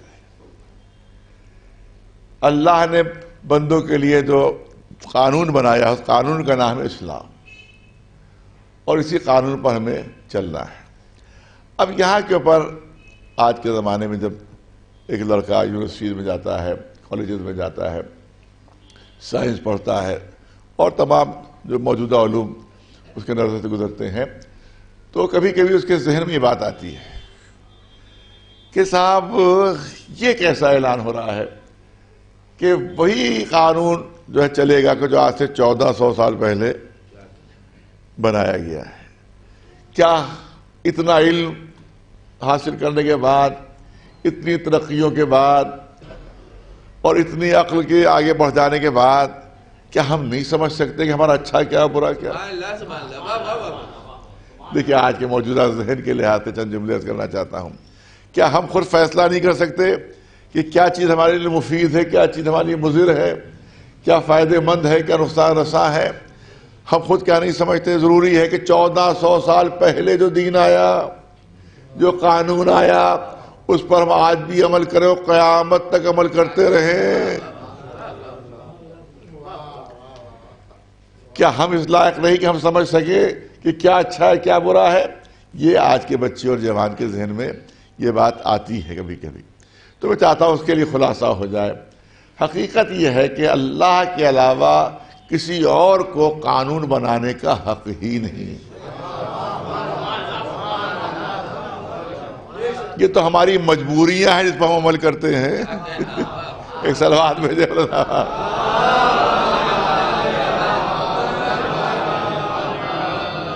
ورنہ حقیقت یہ ہے کہ اللہ کے علاوہ، خالق کے علاوہ، مالک کے علاوہ، پیدا کرنے والے کے علاوہ کسی کو حق حاصل نہیں ہے کہ وہ ہمارے لیے قانون بنائے۔ انسان کو حق حاصل نہیں کہ انسان کے لیے قانون بنائے۔ اور بہت سے اس کے اسباب ہیں، تمام چیزیں میں نے کہا کہ اشرا بھی کم ہے مجلس کے لیے، میں تو صرف ایک پہلو صرف بات کروں گا بس، ورنہ یہ تو بے شمار پہلو اس میں ہے۔ کیونکہ انسان جو ہے وہ صرف جسم نہیں ہے، انسان جو ہے وہ صرف میٹر نہیں ہے، انسان صرف مادہ نہیں ہے، بلکہ انسان مجموعہ ہے جسم و روح کا، جسم و روح کا مجموعہ ہے۔ بلکہ میں تو سمجھتا ہوں کہ حقیقت انسان روح ہے، جسم نہیں ہے۔ اب پھر میں چاہوں گا کہ پڑھے لکھے مجمع کے لیے جملے ہو۔ آج کی سائنس نے ہم کو یہ بتایا ہے کہ انسان کا جسم جو سیلز سے بنتا ہے، اربوں کھربوں سیلز ہیں کہ جس کے مجموعے سے جسم بنتا ہے، اور یہ سیلز بدلتے رہتے ہیں، پرانے سیلز ختم ہوتے رہتے ہیں، نئے سیلز پیدا ہوتے رہتے ہیں۔ اس کا مطلب ہے کچھ تو سائنسدانوں نے بتایا کہ 10 سال کے اندر، کچھ نے کہا 3 سال کے اندر اب ہمارا وہ جسم نہیں رہتا جو 10 سال پہلے تھا۔ میں بہت توجہ چاہوں گا خاص طور بچوں جوانوں کی، پڑھے لکھے، کہ وہ سائنس، آج کی سائنس کی تحقیق بتا رہا ہوں کہ ہمارا وہ جسم نہیں رہتا جو 10 سال پہلے تھا۔ یہ ہاتھ وہ نہیں ہے جو 10 سال پہلے تھا، یہ دماغ وہ نہیں ہے جو 10 سال پہلے تھا، یہ آنکھیں وہ نہیں ہے جو 10 سال پہلے تھیں، یہ زبان وہ نہیں ہے جو 10 سال پہلے، کیونکہ سیلز بدل گئے۔ پورا جسم جو تھا وہ 10 سال میں چینج ہو گیا، 10 سال میں بدل گیا۔ اب وہ زبان نہیں جو 10 سال پہلے تھی، بہت توجہ ہے، وہ ہاتھ نہیں جو 10 سال پہلے۔ اس کا مطلب یہ ہے کہ جس ایگریمنٹ پر ہم نے 10 سال پہلے اس ہاتھ سے دستخط کیے تھے، اب یہ وہ ہاتھ نہیں ہے۔ ارے توجہ، بھرپور توجہ چاہوں گا، بھرپور توجہ پڑھے لکھے مجمع کی۔ 10 سال پہلے جس ایگریمنٹ پر ہم نے اس ہاتھ سے دستخط کیے تھے، اب یہ وہ ہاتھ نہیں ہے، چینج ہو گیا، بدل گیا، سیلز بدل گئے پورے۔ جس زبان سے وعدہ کیا تھا 10 سال پہلے، اب یہ وہ زبان نہیں ہے، زبان بدل گئی۔ لہذا اگر کوئی صاحب 10 سال پہلے کا ایگریمنٹ لے کر آئے کہ آپ نے 10 سال پہلے ہم سے یہ ایگریمنٹ کیا تھا، تو میں کہوں کہ اب وہ ہاتھ ہی نہیں رہا جس سے ایگریمنٹ کیا تھا، جس سے ہم نے دستخط کی تھی۔ لہذا اب میں اس پر عمل نہیں کروں گا، کیونکہ وہ ہاتھ نہیں رہا کہ جس کے ذریعے سے میں نے سائن کی تھی. کسی سے 10 سال پہلے وعدہ کیا اور 10 سال بعد آیا کہ اپنا وعدہ پورا کیجئے. میں کہوں گا یہ وہ زبان ہی وہ نہیں رہی کہ جس سے میں نے وعدہ کیا تھا. تو یاد رکھیے کہ اگر انسان جسم ہوتا، اگر انسان جسم ہوتا تو نہ کوئی معاہدہ معتبر رہتا، نہ کوئی وعدہ معتبر رہتا. معاہدے اور وعدے کو جو اعتبار بخشتی ہے وہ جسم انسانی نہیں ہے، روح انسانی ہے. ایک صلوات بھیجے مولانا عباس پر محمد.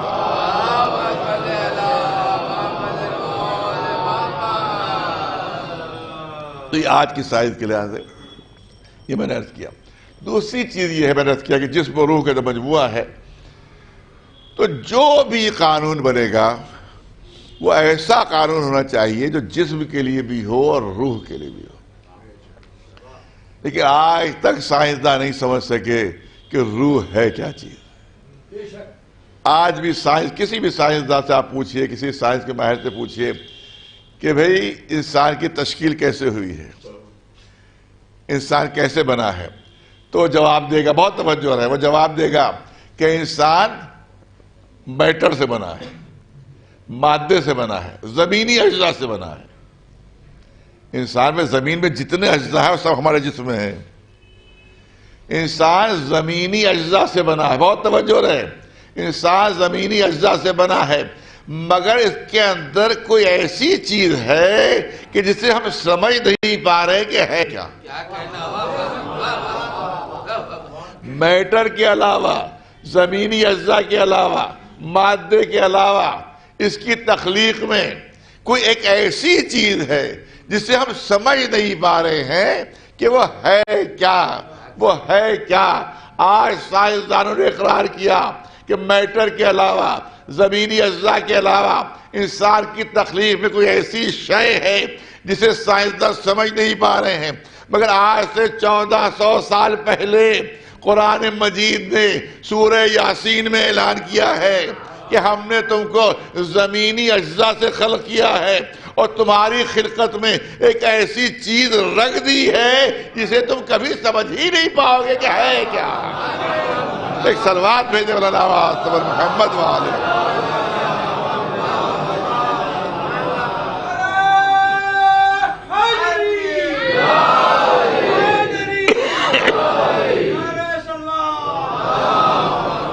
وہ ہے انسان کی روح، وہ ہے انسان کی روح کہ جسے ہم سمجھ ہی نہیں سکتے کہ ہے کیا. اس کا مطلب یہ ہے کہ قانون ایسا ہونا چاہیے جو جسم کے لیے بھی ہو، جو روح کے لیے بھی ہو. جب ہم روح کو سمجھ ہی نہیں سکتے تو روح کے ضروریات کو کیا سمجھیں گے؟ جب روح کے ضروریات کو نہیں سمجھ سکتے تو اس کے لیے قانون کیا بنائیں گے؟ لہذا انسان کا بنایا ہوا قانون ہمیشہ ناقص رہے گا. جس میں جسم کے ضروریات کا تو خیال رکھا جائے گا. ایک صلوات بھیجے پر محمد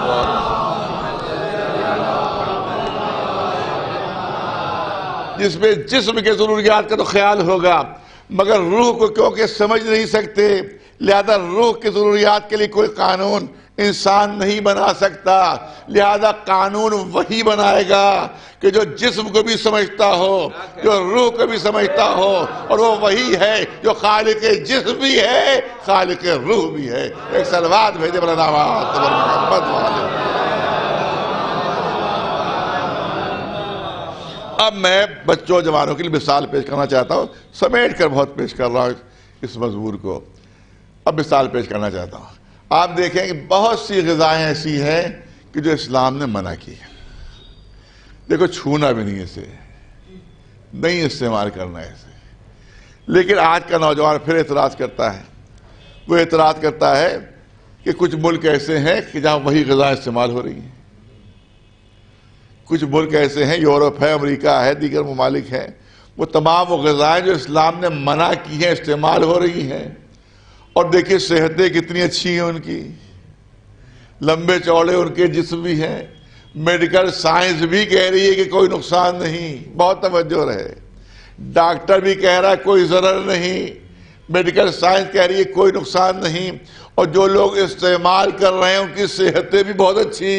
ارے توجہ رہے، جسم بھی لمبے چوڑے، مگر اسلام نے کہا چھونا بھی نہیں، اسلام نے کہا چھونا بھی نہیں. تو آخر کیا سبب ہے؟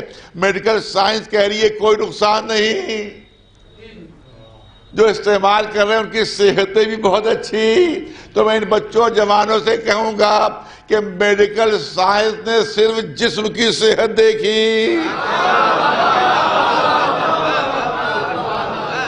میڈیکل سائنس نے صرف جسم کی صحت دیکھی، مگر اسلام میں جو قانون بنا ہے اس میں جسم کی صحت بھی دیکھی جاتی ہے، نفس اور روح کی صحت بھی دیکھی جاتی ہے. وہ غذائیں جو اسلام نے منع کی ہیں جہاں جہاں استعمال ہوتی ہیں، جسمانی صحتیں تو بڑی اچھی ہیں مگر نفسانی امراض وہی زیادہ پائے جاتے ہیں، روح کے مریض وہی زیادہ مل جائیں گے. ایک صلوات بھیجے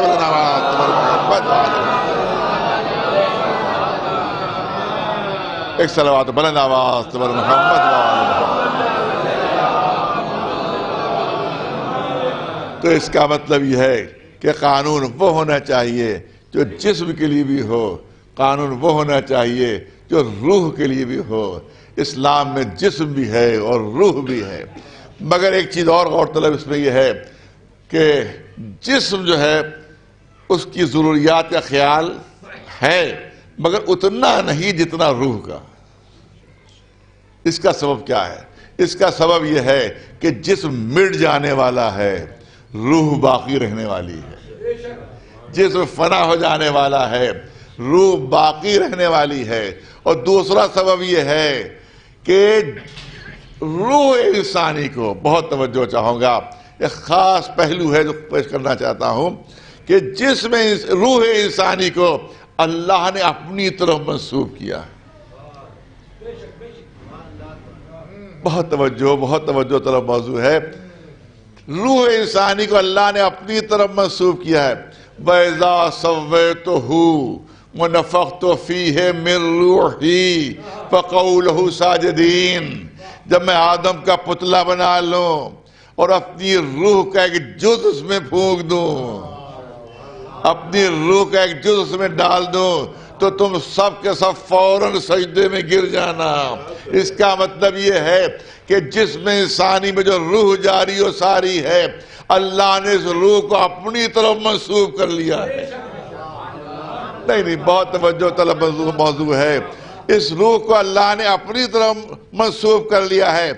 جب میں اپنی روح کا ایک من روحی اپنی روح کا ایک ٹکڑا، ایک جز، اپنی روح کا ایک جز اب جب پھونک دوں تب سب کے سب سجدے میں گرنا. اس کا مطلب یہ ہے کہ روح انسانی کو اللہ نے اپنی طرف منسوب کیا ہے. یہی وجہ ہے کہ جسم کی طاقتیں محدود ہیں مگر روح کی طاقتیں لامحدود ہیں، کیونکہ اس کو اللہ نے اپنی طرف منسوب کیا ہے، اس کو اپنی طرف منسوب کیا ہے. یاد رکھیے کہ اگر انسان اپنی روح کو ترقی دے گا تو مظہر صفات الہیہ بن جائے گا، مظہر کمالات الہیہ بن جائے گا، کیونکہ اللہ نے اس روح کو اپنی طرف منسوب کیا ہے. اگر کسی کو بات سمجھ میں نہ آ رہی ہو تو مثال پیش کر دوں کہ انسان کس طرح سے مظہر صفات الہیہ بنتا ہے، مظہر کمالات الہیہ بنتا ہے. اس کے لیے ہمیں جانا پڑے گا جنگ صفین میں. ایک صلوات بھیجے والا محمد وآلہ. نہیں پہلے ایک روایت بیان کر دوں. جناب ابراہیم کو جب معراج ہوئی تو آپ پہلے آسمان تک گئے تھے، اس سے آگے آپ نہیں بڑھ پائے تھے. جناب ابراہیم پہلے آسمان تک گئے تھے اور وہاں سے پوری دنیا ان کے پیش نظر تھی. اب روایت کہتی ہے کہ جیسے جناب ابراہیم نے زمین پر نگاہ ڈالی تو دیکھا ایک جگہ پر کچھ لوگ گناہ کر رہے ہیں، گناہ میں مصروف ہیں. اب خلیل خدا غیظ آ گیا، ارے اللہ کی زمین پر اللہ کی نافرمانی. اب روایت کہتی ہے جناب ابراہیم نے بد دعا مانگی. ظاہر کہ نبی کی بد دعا، خلیل کی بد دعا رد نہیں ہو سکتی. ان گناہگاروں پر عذاب نازل ہوا، وہ ختم ہو گئے. اب دوسری طرف نگاہ ڈالی، دیکھا ادھر بھی کچھ لوگ گناہ کر رہے ہیں. اب ظاہر پوری دنیا ان کی نگاہوں میں ہے. وہاں دیکھا وہاں بھی کچھ لوگ گناہ کر رہے ہیں، پھر بد دعا کی، پھر عذاب نازل ہوا، وہ بھی ختم ہو گئے. تیسری طرف نگاہ ڈالی، وہاں دیکھا بھی کچھ لوگ گناہ کر رہے ہیں، پھر بد دعا کی، پھر عذاب، پھر وہ لوگ ختم ہو گئے. جب 4-5 مرتبہ جناب ابراہیم نے بد دعا مانگی گناہ گاروں کے لیے اور وہ عذاب الہی سے ختم ہوئے، تو اب اللہ کی آواز آتی ہے، اب اللہ کی آواز آتی ہے، اے ابراہیم کیا میرے سارے بندوں کو مار ڈالو گے؟ ارے توجہ رہے، کیا میرے سارے بندوں کو مار ڈالو گے؟ ارے کیا میں نہیں دیکھ رہا ہوں کہ گناہ کر رہے ہیں؟ میں تو دیکھ رہا ہوں گناہ کر رہے ہیں. بہت توجہ رہے، مگر میرا عذاب فوراً نازل نہیں ہوتا. میرا عذاب فوراً نازل نہیں ہوتا، بلکہ میں ہر گناہگار کو توبہ کا موقع دیتا ہوں. کتنا ہی بڑا گناہگار کیوں نہ ہو، لیکن اگر توبہ کر لی ایک بار تو سارے گناہ معاف کر دیتا ہوں. لیکن اگر یہ گناہگار توبہ نہیں کرتا ہے تب بھی میرا عذاب فوراً نازل نہیں ہوتا، فوراً عذاب نازل نہیں ہوتا، بلکہ میں اس کی نسل پر قیامت تک نگاہ ڈالتا ہوں کہ اس کی نسل میں کوئی مرد مومن تو نہیں آنے والا، کوئی بندہ مومن تو نہیں آنے والا. اگر اس کی نسل میں کوئی بندہ مومن ہوتا ہے تو پھر میرا عذاب اس پر نازل نہیں ہوتا، اور اگر کوئی بندہ مومن نہیں ہوتا ہے قیامت تک تب میرا عذاب نازل ہوتا ہے. تو آپ کو ایک الہی صفت یہ ملی کہ جب تک قیامت تک پوری نسل پر نگاہ نہ ڈال دی جائے اس وقت تک عذاب نازل نہیں ہوتا. تو آئیے دیکھیں اس روئے زمین پر کوئی بندہ اس الہی صفت کا حامل ہے یا نہیں. تو اس کے لیے ہمیں جنگ صفین چلنا پڑے گا، جہاں پوری رات جنگ ہوئی، صبح و نمودار ہوئی. مالک اشتر پہنچے مولا کی خدمت میں. مالک اشتر کے لبوں پر مسکراہٹ. اے مالک اشتر کیوں مسکرا رہے ہو؟ کہا مولا ارے رات بھر آپ نے 500 دشمنوں کو واصل جہنم کیا، میں نے بھی 500 دشمنوں کو مارا. کوئی مطلب یہ تھا کہ معاملہ برابر کا ہو گیا، معاملہ برابر کا ہو گیا. علی نے مسکرا کر کہا اے مالک اشتر بڑی غلط فہمی میں ہو، بڑی غلط فہمی میں ہو. ارے میرے تلوار چلانے میں تمہارے تلوار چلانے میں زمین و آسمان کا فرق ہے. تمہارے سامنے جو آیا تم نے تلوار چلا دی، میرے سامنے جو آتا تھا میں قیامت تک اس کی نسل پر نگاہ ڈال کر دیکھتا تھا. ایک صلوات بلند آواز پر محمد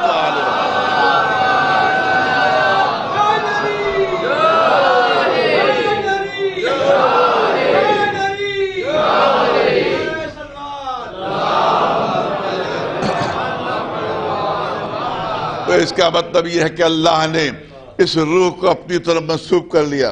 وَإِذَا سَوَّيْتُهُ وَنَفَخْتُ فِيهِ مِن رُوحِي فَقَعُوا لَهُ سَاجِدِينَ. دیکھو جب میں آدم کا پتلا بنا لوں اور اس میں اپنی روح پھونک دوں تو فوراً سجدے میں گر جانا. اب یہاں پر کیونکہ آیت آ گئی ہے تو میں چاہتا ہوں اس پر بھی ہلکا سا اس کی توضیح، ہلکی سی تشریح ہو جائے. آپ دیکھیں آیت کریمہ میں اعلان ہو رہا ہے کہ جیسے ہی روح پھونکوں فوراً سجدے میں گر جانا. عربی زبان عجیب و غریب زبان ہے. اس میں ایک ایک حرف میں پوری معنوں کی دنیا آباد ہوتی ہے. یہ ہے عربی زبان. عربی زبان میں حرف فے کی بڑی امپورٹنس ہے، حرف فے کی بڑی اہمیت ہے. اب میں اصطلاحات میں نہیں پڑھنا چاہتا، صرف مثالیں دوں گا آپ کے سامنے.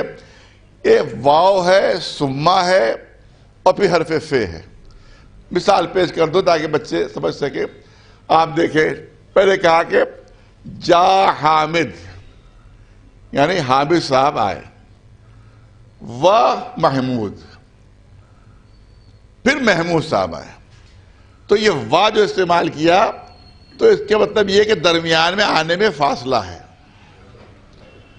ایک دن کا فاصلہ بھی ہو سکتا ہے، 2 دن کا فاصلہ بھی ہو سکتا ہے.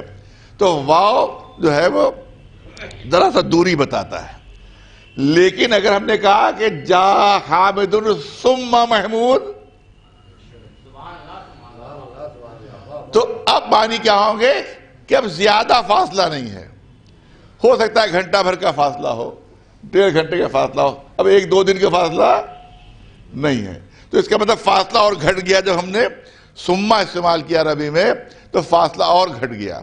لیکن اگر ہم نے کہا کہ جا حامد فمحمود, ارے توجہ رہے, جا حامد فمحمود, اب اس کا مطلب یہ ہے کہ دونوں کے آنے میں کوئی فاصلہ نہیں ہے. ارے بہت توجہ چاہوں گا. یعنی دونوں جیسے ہی حامد آیا فوراً بلا فاصلہ محمود صاحب بھی تشریف لے آئے. تو حرف فا عربی میں وہاں استعمال ہوتا ہے جہاں فاصلہ مٹانا ہوتا ہے, جہاں فاصلہ ختم کرنا ہوتا ہے. قرآن مجید میں بڑی مثالیں اس کی موجود ہیں. جناب موسیٰ نے عصا مارا, پتھر پر عصا مارا, فن فجرت من حسن عشرۃ عین, جیسے ہی عصا مارا فوراً 12 چشمے پھوٹ پڑے. یعنی عصا مارنے میں اور چشمے پھوٹنے میں درمیان میں کوئی فاصلہ نہیں تھا. دوسری مثال پیش کر دوں, اس سے بہتر مثال قرآن کی, کہ انما امرہ اذا اراد شیئا ان یقول لہ کن فیکون. حرف ف استعمال ہو رہا ہے, یعنی جیسے ہی کن فوراً ہی وہ شے وجود میں آ جاتی ہے. درمیان میں کوئی فاصلہ نہیں ہوتا, درمیان میں کوئی فاصلہ نہیں ہوتا. نہیں, قرآن میں اور تفصیل موجود ہے. آپ حضرات کو معلوم ہی ہے کہ پہلے بیت المقدس کی طرف رخ کر کے مسلمان نماز پڑھتے تھے.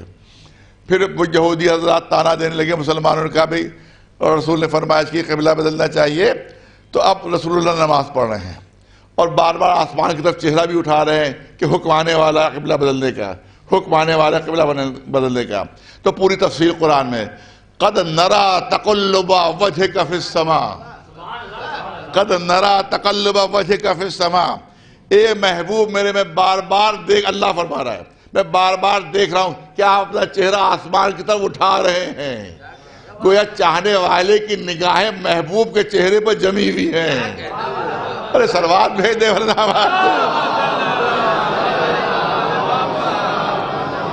اب سنیے, فَنُوَلِّيَنَّكَ قِبْلَةً تَرْضَاهَا, فَنُوَلِّيَنَّكَ قِبْلَةً تَرْضَاهَا. بس ابھی فوراً ہم آپ کا رخ ادھر موڑ دیں گے جدھر آپ کی مرضی ہے. ابھی ادھر رخ موڑیں گے جدھر آپ کی مرضی ہے. نہیں صاحبان ذوق توجہ نہیں فرمائی. ارے جدھر آپ کی مرضی ہے ادھر ہم قبلہ بنائیں گے, جدھر آپ کی مرضی ادھر قبلہ بنائیں گے. وہ خلیل ہیں, وہ خلیل ہیں کہ جنہوں نے اللہ کی مرضی سے قبلہ بنایا تھا. ارے نہیں, بہت توجہ چاہوں گا.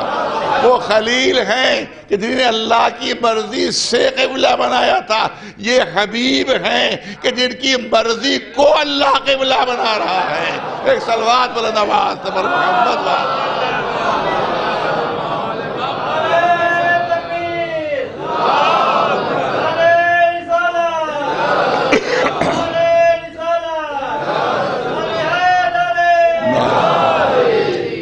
فَوَلِّ وَجْهَكَ شَطْرَ الْمَسْجِدِ الْحَرَامِ. بس ابھی آپ فوراً اپنا رخ کعبے کی طرف موڑ لیجئے, فوراً اپنا رخ کعبے کی طرف موڑ لیجئے. روایت کہتی ہے, تاریخ کہتی ہے, سیرت کی کتابیں کہتی ہیں کہ رسول اللہ حالت رکوع میں تھے, پوری جماعت حالت رکوع میں تھی. جیسے ہی آیت نازل ہوئی رسول نے رخ موڑا کعبے کی طرف, علی نے ساتھ ساتھ رخ موڑا, پوری جماعت بیت المقدس کی طرف پڑھتی رہی. ارے توجہ, رسول اور علی نے اپنا رخ موڑ لیا, کعبے کی طرف رخ موڑ لیا. اے اللہ کے رسول اتنی عجلت کیوں ہے؟ ارے بہت توجہ, اتنی جلدی کیوں ہے؟ ارے کم از کم یہ نماز ختم ہو جائے, دوسری نماز پڑھ لیجئے گا بیت المقدس کعبے کی طرف, دوسری نماز پڑھ لیجئے گا. ارے کم از کم یہ رکعت ختم ہو جائے, دوسری رکعت پڑھ لیجئے گا کعبے کی طرف. ارے کم از کم رکوع ہی مکمل ہو جائے,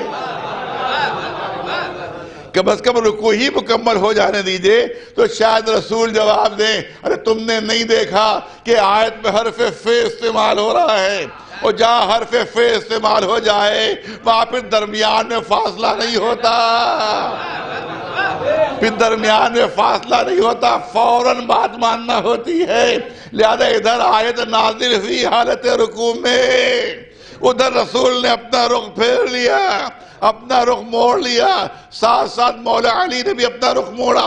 قرآن مجید کی اتنی مثالیں میں نے آپ کے سامنے پیش کر دی کہ جس پہ حرف فے استعمال ہوا ہے, یعنی جب بات بلا فصل منوانا ہوتی ہے تو عربی میں حرف فے استعمال ہوتا ہے.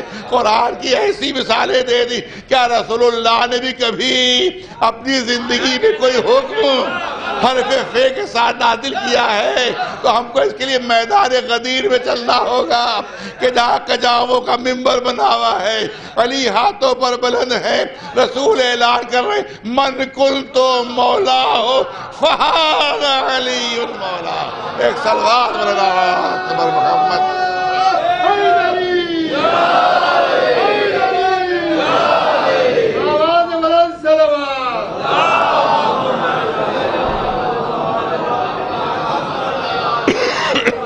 ایک صلوات بلند آواز سے بلند محمد.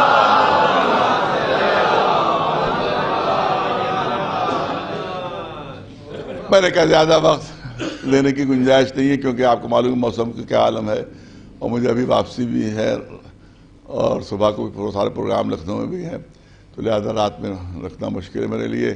اور پھر کوہرے کا عالم کبھی کبھی ایسا ہو جاتا ہے کہ 1 میٹر آگے کی سڑک جو ہے وہ دکھائی نہیں دیتی ہے, لہذا بہت زیادہ تاخیر بھی نہیں ہو سکتی.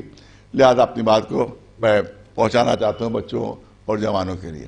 آپ دیکھیں تو اس کا مطلب ہے کہ جسم اور روح, مگر روح جو ہے وہ چونکہ مظہر اور صفات کمالات الہیہ ہے, لہذا جسمانی طاقتیں اور مادی طاقتیں کبھی روح کا مقابلہ نہیں کر سکتی.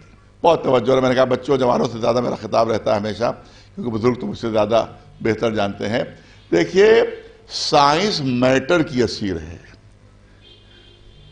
سائنس مادے کی اسیر ہے. سائنس کی جتنی بھی ترقیاں ہیں سب میٹر سے تعلق رکھتی ہیں, سب مادے سے تعلق رکھتی ہیں. ہوائی جہاز جو ایک مسافر کو دوسرے 1 گھنٹے پہنچا دیتا ہے 1000 میل, تو کس چیز کو پہنچاتا ہے؟ جسم انسانی کو, جسم انسانی کو پہنچاتا ہے.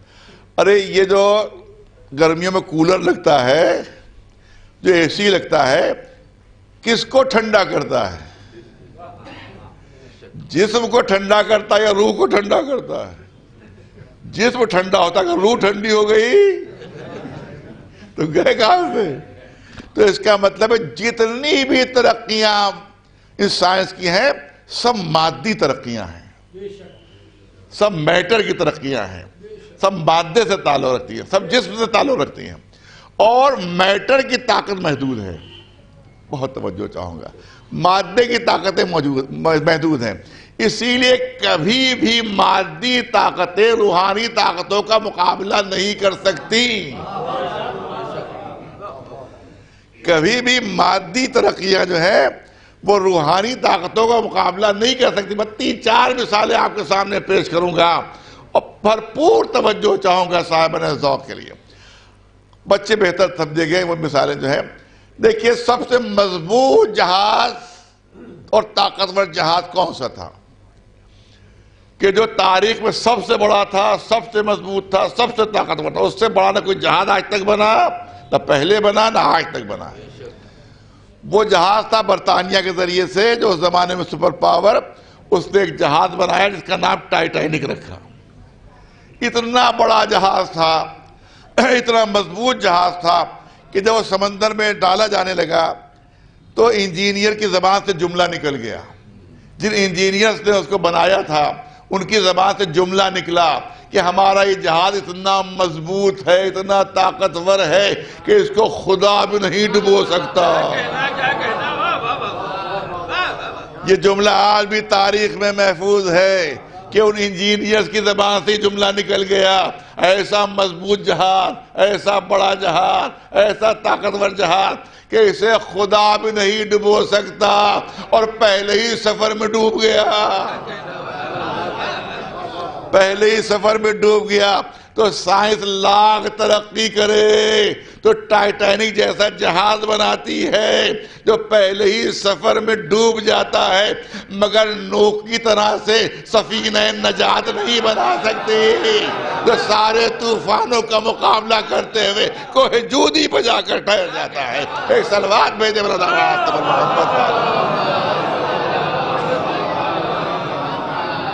بہت توجہ رہے، خدا نہ خواستہ کہیں تو 2-3 مثالیں، بس مثالیں تو بہت ہیں لیکن بچوں اور جوانوں کے لیے 2-3 مثالیں۔ کہیں پہ خدا نہ خواستہ اگر آگ لگ جائے تو فوراً وہ جو آگ بجھانے والے عملہ ہوتا ہے اس کو فون کیا جاتا ہے، فوراً وہ عملہ آ جاتا ہے۔ تو آپ حضرات ہو سکتا ہے کسی نے دیکھا ہو کہ وہ عملہ جو ہوتا ہے وہ ایک مخصوص لباس پہنے ہوتا ہے، ایک خصوصی لباس وہ پہنے میں ہوتے ہیں، اور وہ خصوصی لباس پہن کے وہ آگ کے اندر جاتا ہے، کسی کو بچانا ہوتا ہے، کسی کو ریسکیو کرنا ہوتا ہے، تو اس خصوصی لباس کو پہن کر وہ اندر جاتے ہیں آگ میں، مگر ان کو انسٹرکشن ہوتے ہیں کہ 10-12 منٹ سے زیادہ آگ کے اندر نہیں رہیے گا، کیونکہ یہ لباس جو ہے بس 10-12 منٹ تک ہی آپ کو آگ سے بچا پائے گا، اس سے زیادہ اگر رہے تو خود ہی جل جاؤ گے، لہذا آؤ 10 منٹ میں جلدی سے، جس کو اگر نکالنا آؤ وہ جلدی سے واپس آتا۔ اس لیے آپ دیکھو آتے ہیں پھر جاتے، آتے پھر جاتے، زیادہ دیر تک آگ میں وہ نہیں رکتے، نہیں ٹھہرتے، کیونکہ جو ان کو لباس مہیا کیا گیا ہے وہ 10-12 منٹ سے زیادہ آگ کی تپش کو نہیں برداشت کر سکتا۔ تو سائنس نے لاکھ ترقی کی تو ایسے لباس بنائے کہ جو 10-15 منٹ کے لیے انسان کو آگ سے محفوظ رکھ سکے، لیکن ابراہیم کی طرح سے نار کو گلنار نہیں بنا سکتی سائنس۔ یہ روحانیت کا کمال ہے۔ ایک صلوات بھیجے محمد والے۔ توجہ رہا، جہاں ڈاکٹر صاحب کا گھر ہے اسی مناسبت سے مثال دے دوں کہ بہت قیمتی دوائیں ہیں، خاص طور جو لائف سیونگ ڈرگز ہوتی ہیں وہ بہت قیمتی ہوتی ہیں۔ اسی طرح سے آپ نے دیکھا ہو کہ جب انسان کی سانس رکنے لگتی ہے تو اس کو آکسیجن لگا دی جاتی ہے، فوراً اس کے آکسیجن جو ہے اس کو لگا دی جاتی ہے، معلوم ہے کہ وہ تھوڑی دیر کے لیے اس کی سانس چلنے لگتی ہے، مگر کتنی دیر، وہ تو وینٹیلیٹر پر مہینہ بھر تک اس لیے رکھا جاتا ہے کہ اسپتال کی آمدنی ہو رہی ہے، ورنہ ڈاکٹر کو معلوم ہوتا ہے یہ پہلے ہی دن رخصت ہو چکے ہیں، یہ پہلے ہی دن دنیا سے رخصت ہو چکے ہیں۔ لیکن اگر پہلے ہی دن بتا دیا جائے گا تو یہ مہینہ بھر تک یہ کہاں وینٹیلیٹر استعمال ہوگا۔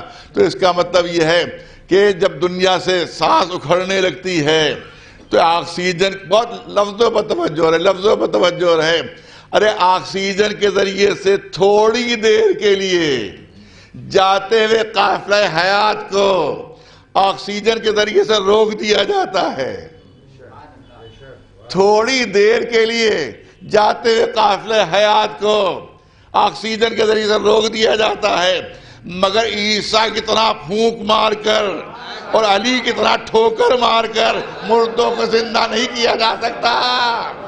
وہ سائنس کا کمال ہے، یہ روحانیت کا کمال ہے۔ ایک صلوات بھیجے بلا نواز۔ اور بس آخری مثال دینا چاہتا ہوں، اس کی آخری مثال دینا چاہتا ہوں، بہت سمجھدار مجمع میرے سامنے ہے۔ میں نے کہا وہ دوسری بات جو کہ کہیں میں نے لائف سیونگ ڈرگز بنتی ہیں، معلوم ہے کہ ڈاکٹر صاحب نے نسخہ لکھا، کہا کہ جائیے آپ کے جو یہ ہے رشتہ دار مرنے والے ہیں، جائیے انجیکشن لے کر آئیے۔ جب انجیکشن لینے پہنچے تو ان کا 50,000 کا ہے۔ اب ظاہر ہے کہ بچانا ہے، جان بچانا ہے، لہٰذا 50,000 کا انجیکشن خرید کے لائے، 1 لاکھ کا انجیکشن خرید کے لائے۔ معلوم صاحب لائف سیونگ ہے یہ، تو اس کا مطلب یہ ہے کہ بہت توجہ چاہوں گا، بہت توجہ چاہوں گا. لائف سائنس نے بہت ترقی کی تو 50,000 ہزار 1 لاکھ کی قیمتی دوائیں بنائیں. بہت توجہ چاہوں گا کہ 1 لاکھ کی قیمتی دوائیں بنائیں. یہ سائنس کی ترقی کا نام ہے. یہ سائنس کی ترقی کا نام ہے کہ 1 لاکھ روپے کی قیمتی دوائیں بنا رہے ہیں، لیکن مٹی کو کھا کے شفا بنا دینا، مٹی کو کھا کے شفا بنا دینا، یہ سائنس کا کمال نہیں ہو سکتا، یہ روحانیت کا کمال ہے. ایک صلوات بھیجے محمد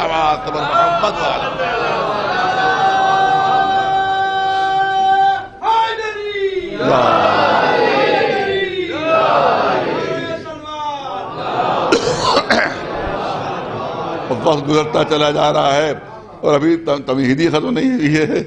میں چاہتا ہوں کہ یہیں پر ایک رخ اور پیش کر دوں. میرا کبھی کبھی یہ بھی کوشش ہوتی ہے کہ جو اعتراضات کیے جاتے ہیں ہمارے مسلک کے اوپر اس کا جواب بھی ہوتا چلا جائے. لہذا یہاں پر میں موقع مل گیا عرض کر دوں، جب خاکی شفا کا تذکرہ آ گیا ہے تو عرض کر دوں کہ یہ ہمارے یہاں جو سجدگاہ ہوتی ہے یہ کربلا کی خاک ہے، اور کربلا کی خاک کے اوپر ہم سجدہ کرتے ہیں. اس سے غلط فہمی یہ پیدا ہوتی ہے کہ کربلا کی خاک کے علاوہ ہم کسی چیز پر سجدہ کر ہی نہیں سکتے. ایسا نہیں ہے، ایسا نہیں. جو جو چیزیں مسلمانوں میں جائز ہیں سجدہ کرنے کے لیے وہ ہمارے یہاں بھی جائز ہیں، مگر فرق صرف ایک ہے کہ ہمارے یہاں قالین پر سجدہ نہیں ہو سکتا. ہمارے یہاں قالین پر سجدہ نہیں ہو سکتا، کپڑے پر سجدہ نہیں ہو سکتا. بہت زیادہ تمام چیزوں پر، جیسے مٹی میں سے پاک مٹی اس پر سجدہ ہوگا، پتھر ہے اس پر سجدہ ہو سکتا ہے، گھاس ہے اس کے اوپر سجدہ ہو سکتا ہے، وہ پتیاں جو کھانے میں استعمال نہیں ہوتی ہیں ان پر سجدہ ہو سکتا ہے، پان پر سجدہ نہیں ہو سکتا. اس کے علاوہ اور جو درخت کے پتے ان پر سجدہ ہو سکتا ہے. تمام چیزیں جن پر مسلمان سجدہ کرتے ہیں اس پر ہم لوگ بھی سجدہ کرتے ہیں. مگر کربلا کی خاک پر سجدہ کرنے سے نماز کا مرتبہ بڑھ جاتا ہے، نماز کے ثواب میں اضافہ ہو جاتا ہے، ورنہ یہ نہیں ہے کہ ہم اس کے علاوہ جائز ہی نہیں سمجھتے. اب یہاں پر کچھ ایک دو اعتراض کرتے ہوئے تاکہ جلدی سے اس کا جواب ہو جائے. ایک بات تو یہ کہی جاتی ہے صاحب یہ تو بت پرستی ہے، یہ تو بت پرستی، یہ بات کہی جاتی ہے شرک ہے، بت پرستی ہے. تو مجھے اتنا بتا دیجئے، سب ماشاءاللہ سمجھدار پڑھے لکھے لوگ موجود ہیں یہاں پر، کہ بت پرستی کیا ہے؟ یعنی بتوں کو پوجنا، بتوں کے سامنے سجدہ کرنا. تو مجھے اتنا بتا دیجئے کہ جو بتوں کو مانتے ہیں وہ بتوں کے سامنے سجدہ کرتے ہیں یا بتوں کے اوپر کرتے ہیں؟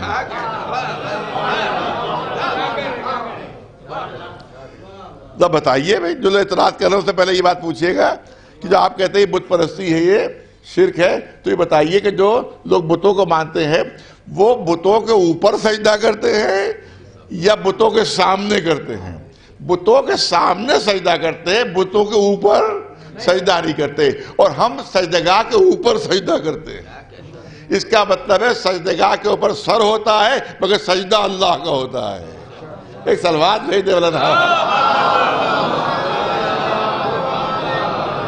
مگر سجدہ اللہ کا ہوتا ہے. دوسری بہت سخت اعتراض ہوتا ہے، ارے بھائی آپ کیوں اس کو منتخب کرتے ہیں کربلا کی خاک کو؟ تو ہمارے علماء اور ہم سب کہتے ہیں کہ بھئی یہ کربلا کی خاک ہے. ہو سکتا ہے کہ یہ جو سجدگاہ ہے اس میں کہیں جو خون و پاک خون اہل بیت کا گرا ہے وہاں شاید کوئی کروڑواں ذرہ، شاید اس میں کوئی کروڑواں ذرہ اس خون کا آ جائے کہ جو کربلا میں 72 کا بہاتا ہو. لہذا اگر وہ خون کا ایک ذرہ اس میں شامل ہو گیا تو ہمارے سجدوں کو معراج ہو جائے گی، ہمارے سجدوں کو معراج ہو جائے گی. یہ ہمارے فلسفہ ہے اس پر سجدہ کرنے کا. پر اس پر بھی اعتراض ہوتا ہے، اور اعتراض بہت سخت ہوتا ہے. میں چاہتا ہوں کہ جواب ہو جائے اس کا. وہ اعتراض یہ ہوتا ہے، وہ اعتراض یہ ہے کہ دیکھیے جہاں یہ اہل بیت کے خون وہاں گرے تھے، بہت توجہ، جہاں وہ 72 خون گرے تھے وہاں یزیدی فوج کا خون بھی تو وہیں گرا تھا. کتنے جناب علی اکبر کے ہاتھوں مارے گئے تھے، کتنے جناب عباس کے ہاتھوں مارے گئے تھے، کتنے جناب امام حسین کے ہاتھوں مارے گئے. تو یزیدی لشکر تو کیا ان کا خون ہوا میں اڑ گیا تھا؟ ان کا خون بھی تو اسی زمین میں شامل ہوا تھا. تو آپ جب سجدگاہ پر سجدہ کرتے ہیں تو اگر وہ پاک و پاکیزہ خون ہے تو ہو سکتا ہے وہ نجس خون بھی اس میں شامل ہو گیا ہو، نجس خون بھی شامل ہو گیا ہو۔ تو جب آپ سجدہ کریں گے تو جہاں پاک خون کا ذرہ ہوگا وہاں نجس خون کے بھی وہاں پر ذرات ہو سکتے ہیں۔ ہے اعتراضات کہ نہیں ہے؟ لیکن جواب سن لیجئے، بہت توجہ اور عزت کرنا چاہتا ہوں۔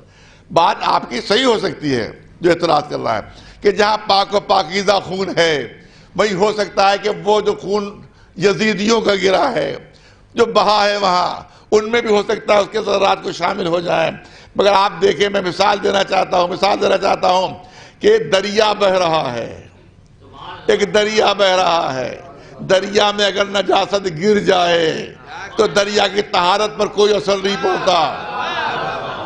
یہ جو 72 تھے یہ طہارت کے دریا تھے، ان کے خون کے اوپر کسی نجاست کا اثر نہیں ہو سکتا۔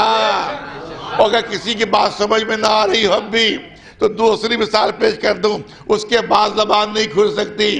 کہا گیا کہ جہاں یہاں پاک ذرہ ہے وہیں پر نجس ذرات بھی ہو سکتے ہیں۔ جب آپ چومتے ہیں تو پاک ذرے کے ساتھ ساتھ نجس کو بھی چوم لیتے ہیں، جب سجدہ کرتے ہیں تو پاک ذرات کے ساتھ ساتھ نجس ذرات بھی شامل ہوتے ہیں۔ تو میں پوچھنا چاہتا ہوں کہ جب آپ قرآن مجید کو چومتے ہیں،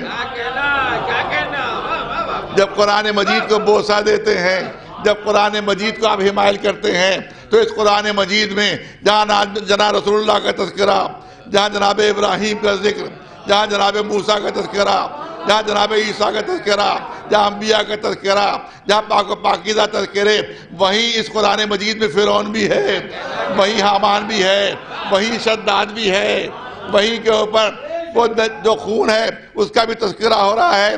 اسی طرح سے ان تمام تذکروں کے ساتھ ساتھ اسی قرآن میں شیطان کا تذکرہ بھی، اسی قرآن میں شیطان کا تذکرہ بھی۔ تو جب آپ قرآن کو چومتے ہیں تو کیا ان آیتوں کو الگ کر دیتے ہیں کہ جس پہ فرعون کا ذکر ہے، جس پہ حامان کا ذکر ہے، جس پہ شداد کا ذکر ہے، جس پہ شیطان کا ذکر ہے، یا آپ سر پر رکھتے ہیں آپ تو ان آیتوں کو الگ کر دیتے ہیں؟ نہیں، جب چومتے ہیں تو پورے قرآن کو، جب سر پر رکھتے ہیں تو پورے قرآن کو، کیونکہ قرآن کی پاکیزگی و طہارت ان تذکروں پر غالب آ گئی۔ قرآن کی پاکیزگی و طہارت ان تذکروں پر غالب آ گئی۔ تو بس یوں ہی سمجھ لیجئے کہ جس طرح سے قرآن صامت کی طہارت ان کی نجاست پر غالب آ گئی، اسی طرح سے قرآن ناطق کے خون کی طہارت ان نجاستوں پر غالب آ گئی ہے۔ ایک صلوات بھیجے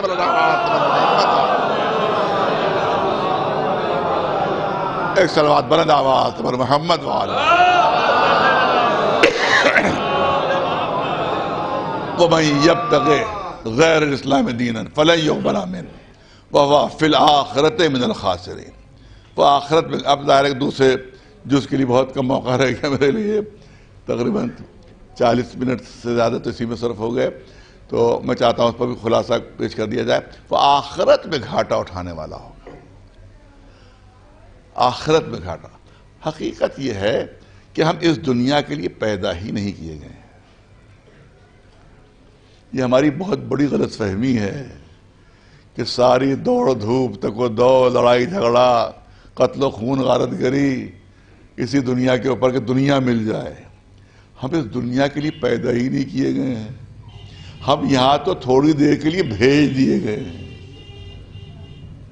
تھوڑی دیر کے لیے بھیج دیے گئے ہیں۔ کاہے کے لیے؟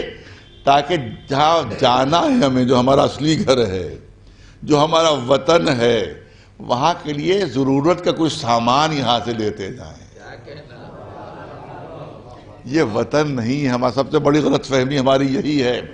ہم سے پوچھا جاتا ہے تو میں لکھنؤ وطن بتاتا ہوں، کوئی دہلی بتاتا ہے، کوئی کلکتہ، کوئی بمبئی، باہر پوچھا گیا ملک ہے تو ہندوستان اور عراق اور ایران۔ یہ سب سے بڑی غلط فہمی ہے۔ یہ وطن ہی نہیں ہے، یہ ہے مسافر خانے، یہ ہے مسافر خانے، یہ ہے سرائے کہ جہاں ہمیں بھیج دیا گیا ہے تاکہ وطن کے لیے کچھ سامان یہاں سے لیتے چلے۔ اب میں ایک مثال جلدی سے دے کر بات کو مکمل کرنا چاہتا ہوں۔ میرا باہر جانا بہت کم ہوتا ہے، بہت کم باہر جانا ہوتا ہے۔ آج سے تقریباً 20 سال پہلے کی بات ہے، کہ میں دبئی گیا تھا. تو ہوتا یہ کہ جب آپ جائیں گے تو وہاں ہم وطن لوگ ہیں وہاں کے، ہم وطن جس کو کہا جاتا ہے، وہ سب وہاں ملنے آتے ہیں. تو لکھنؤ کے کچھ لوگ ملنے آئے. ایک صاحب سے ملاقات ہوئی تو میں نے پوچھا کہ آپ کیا کام کرتے ہیں، جیسے آپ بات چیت ہوتی ہے. تو کہا کہ صاحب میں پڑھا لکھا تو ہوں نہیں، بلکہ میں تو مزدوری کرتا ہوں. اچھا بھائی کتنا مل جاتی ہے رقم؟ انہیں ایک رقم بتا دی کتنی رقم مل جاتی ہے، کیسے سرو کرتے ہیں. جب بات چیت ہوتی، بیٹھے لوگ تو بات چیت ہو ہی رہی ہے، کیسے سرو کرتے ہیں. اب ان کے جملے سنیے، ایک جاہل مزدور کے جملے سن لیجیے. ہم سب کے لیے سبق ہے، میں اپنے کو شامل کر کے کہہ رہا ہوں. جاہل مزدور کے جملے سنیے. دبئی میں وہ بات کہہ رہا تھا کہ صاحب دیکھیے جتنا بھی رقم میں کماتا ہوں صرف ضرورت بھر کی یہاں رکھتا ہوں، صرف ضرورت بھر کی یہاں رکھتا ہوں، اور جتنی ضرورت سے زیادہ ہوتی ہے سب وطن بھجوا دیتا ہوں، سب وطن بھجوا دیتا ہوں. ارے بھائی آپ یہ کیوں کرتے ہیں؟ کہ صاحب یہاں کی حکومت کا کچھ ٹھیک نہیں، کس وقت راہ چلتے پکڑ جاؤں. چلو چلو اب تم اپنے وطن چلو، اب تمہیں یہاں کام کرنے نہیں دیا جائے گا. تو اگر راہ چلتے کبھی پکڑ کے زبردستی وطن بھیج دیا گیا تو اگر یہاں جمع کر لیا، ارے توجہ ہے، اگر یہاں جمع کر لیا تو سارا یہی دھرا رہ جائے گا. لہذا عقل مندی یہ ہے کہ وطن مال پہلے سے بھجوا دوں، تاکہ اگر کبھی زبردستی وطن بھیج دیا جائے تو وطن میں مال محفوظ ملے،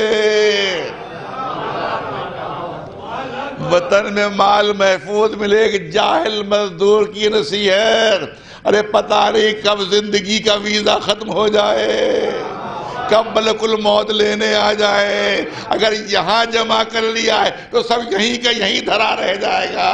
عقل مندی یہ ہے کہ پہلے وطن بھجوا دو، تاکہ جب پہنچو تو وطن میں مال جو ہے وہ سلامت ملے. اور یہ وطن اس طرح سے بھجوایا جائے گا کہ نیک کاموں کے اوپر خرچ کر دو، وطن میں مال مل جائے گا. ایک صلوات بھیجے محمد. اب ایک اور واقعہ بچوں کی دلچسپی کے لیے پیش کر دو. بہلول دانا، آپ نام سنا ہوگا. بہلول دانا بے انتہا قابل آدمی تھے، بہت پڑھے لکھے. اتنے پڑھے لکھے تھے کہ ہارون رشید نے اپنی ملک کے لیے چیف جسٹس کے عہدے کے لیے منتخب کیا. Chief justice. ہارون کا ملک اس وقت ہندوستان کے ملک سے 3 گنا زیادہ بڑا تھا، اور وہاں کے لیے چیف جسٹس کے عہدے کے لیے منتخب کیا. مگر بہلول کو یہ عہدہ منظور نہیں تھا، کیونکہ ظالم کی مدد ہو جاتی.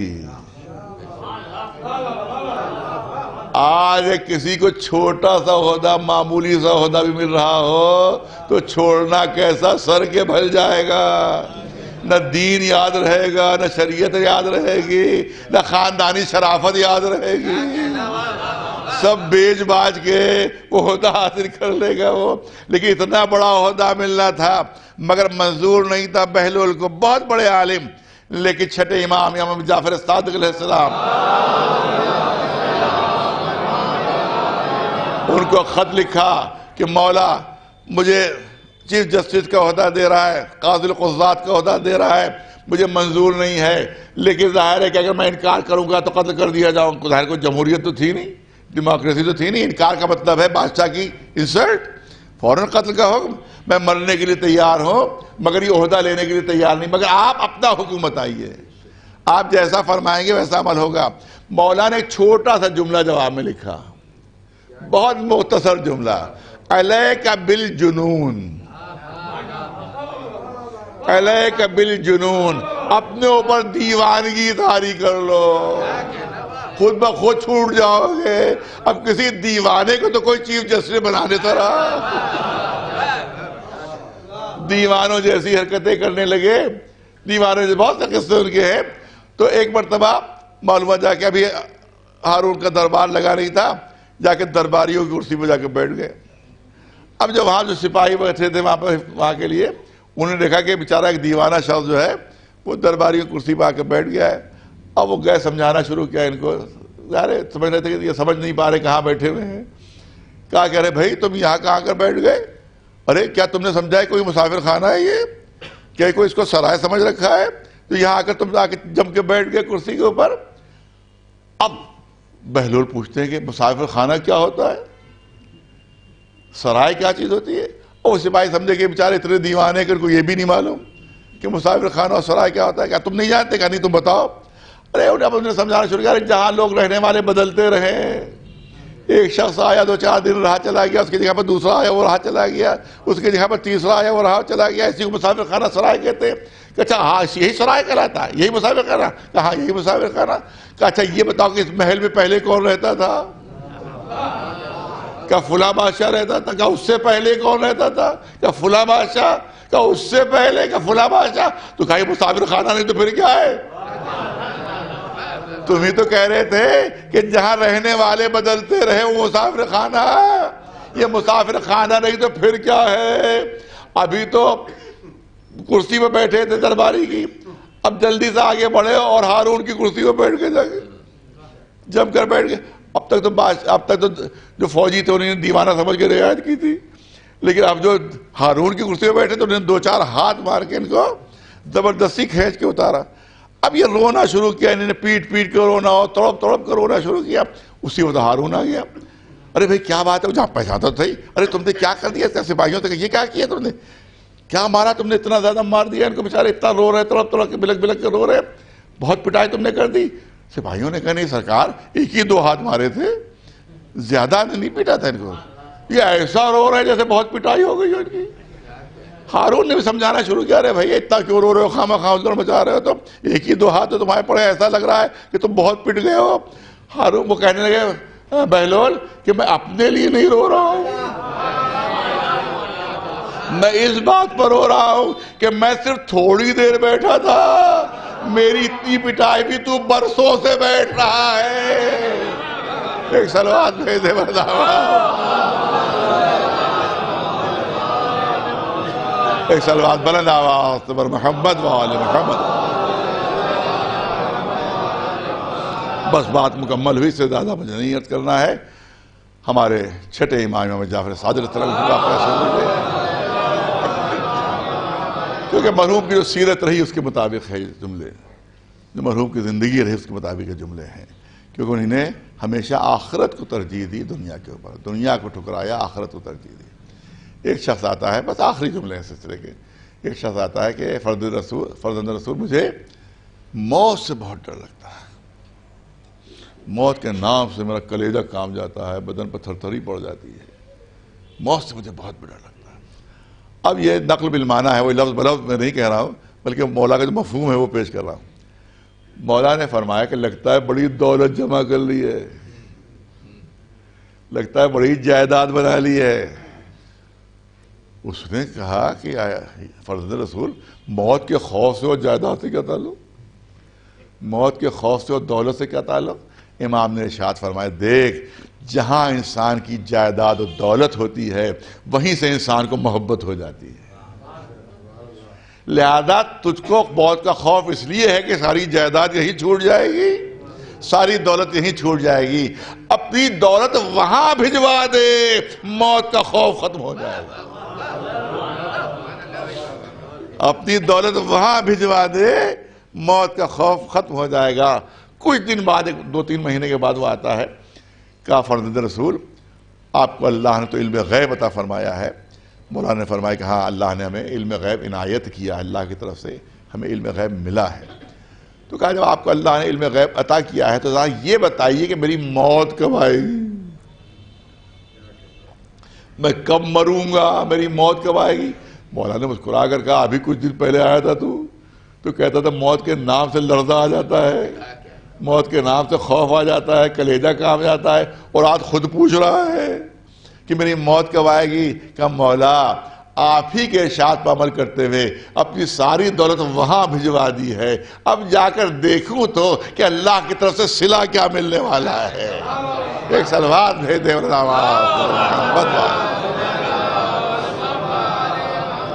تو یاد رکھیے کہ دنیا فنا ہو جانے والی، مٹ جانے والی، یا کہ دولتیں ختم ہو جانے والی، عہدے ختم ہو جانے والے، اور وہاں آخرت ہمیشہ باقی رہنے والی. لہذا یہاں کی تکلیفیں انسان برداشت کر لے وہاں کی راحت کے لیے. یہاں کی تکلیفیں ختم ہو جائیں گی، وہاں کی راحت ہمیشہ رہے گی. اور اگر یہاں راحت برداشت کی حرام کے مال سے، غلط مال سے، تو یہاں کی راحت ختم ہو جائے گی. اس کے بدلے میں جو وہاں تکلیف ملے گی وہ ہمیشہ کی ہوگی، ہمیشہ کی ہوگی. لہذا یہی ائمہ معصومین کی پوری زندگی کا خلاصہ ہے کہ ہمیشہ جب دین اور دنیا میں ٹکراؤ ہوا ہے تو دنیا کو ٹھوکر مار کے انہیں نے دین اور آخرت کو اختیار کیا ہے. ایک صلوات بھیجے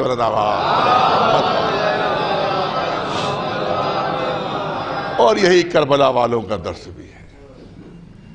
درس کا خلاصہ ہی یہی ہے، کربلا کا خلاصہ ہی یہی ہے کہ اگر دنیا آ رہی ہو اور دین ہو تو دنیا کو ٹھوکر مار دو، چاہے کتنی ہی اذیتیں کو نہ برداشت کرنا پڑے، چاہے کتنی ہی تکلیفیں کو نہ برداشت کرنا پڑے، کیونکہ یہ تکلیفیں وقتی ہیں، اس کے بدلے میں جو راحت ملے گی وہ ہمیشہ کی ہوگی.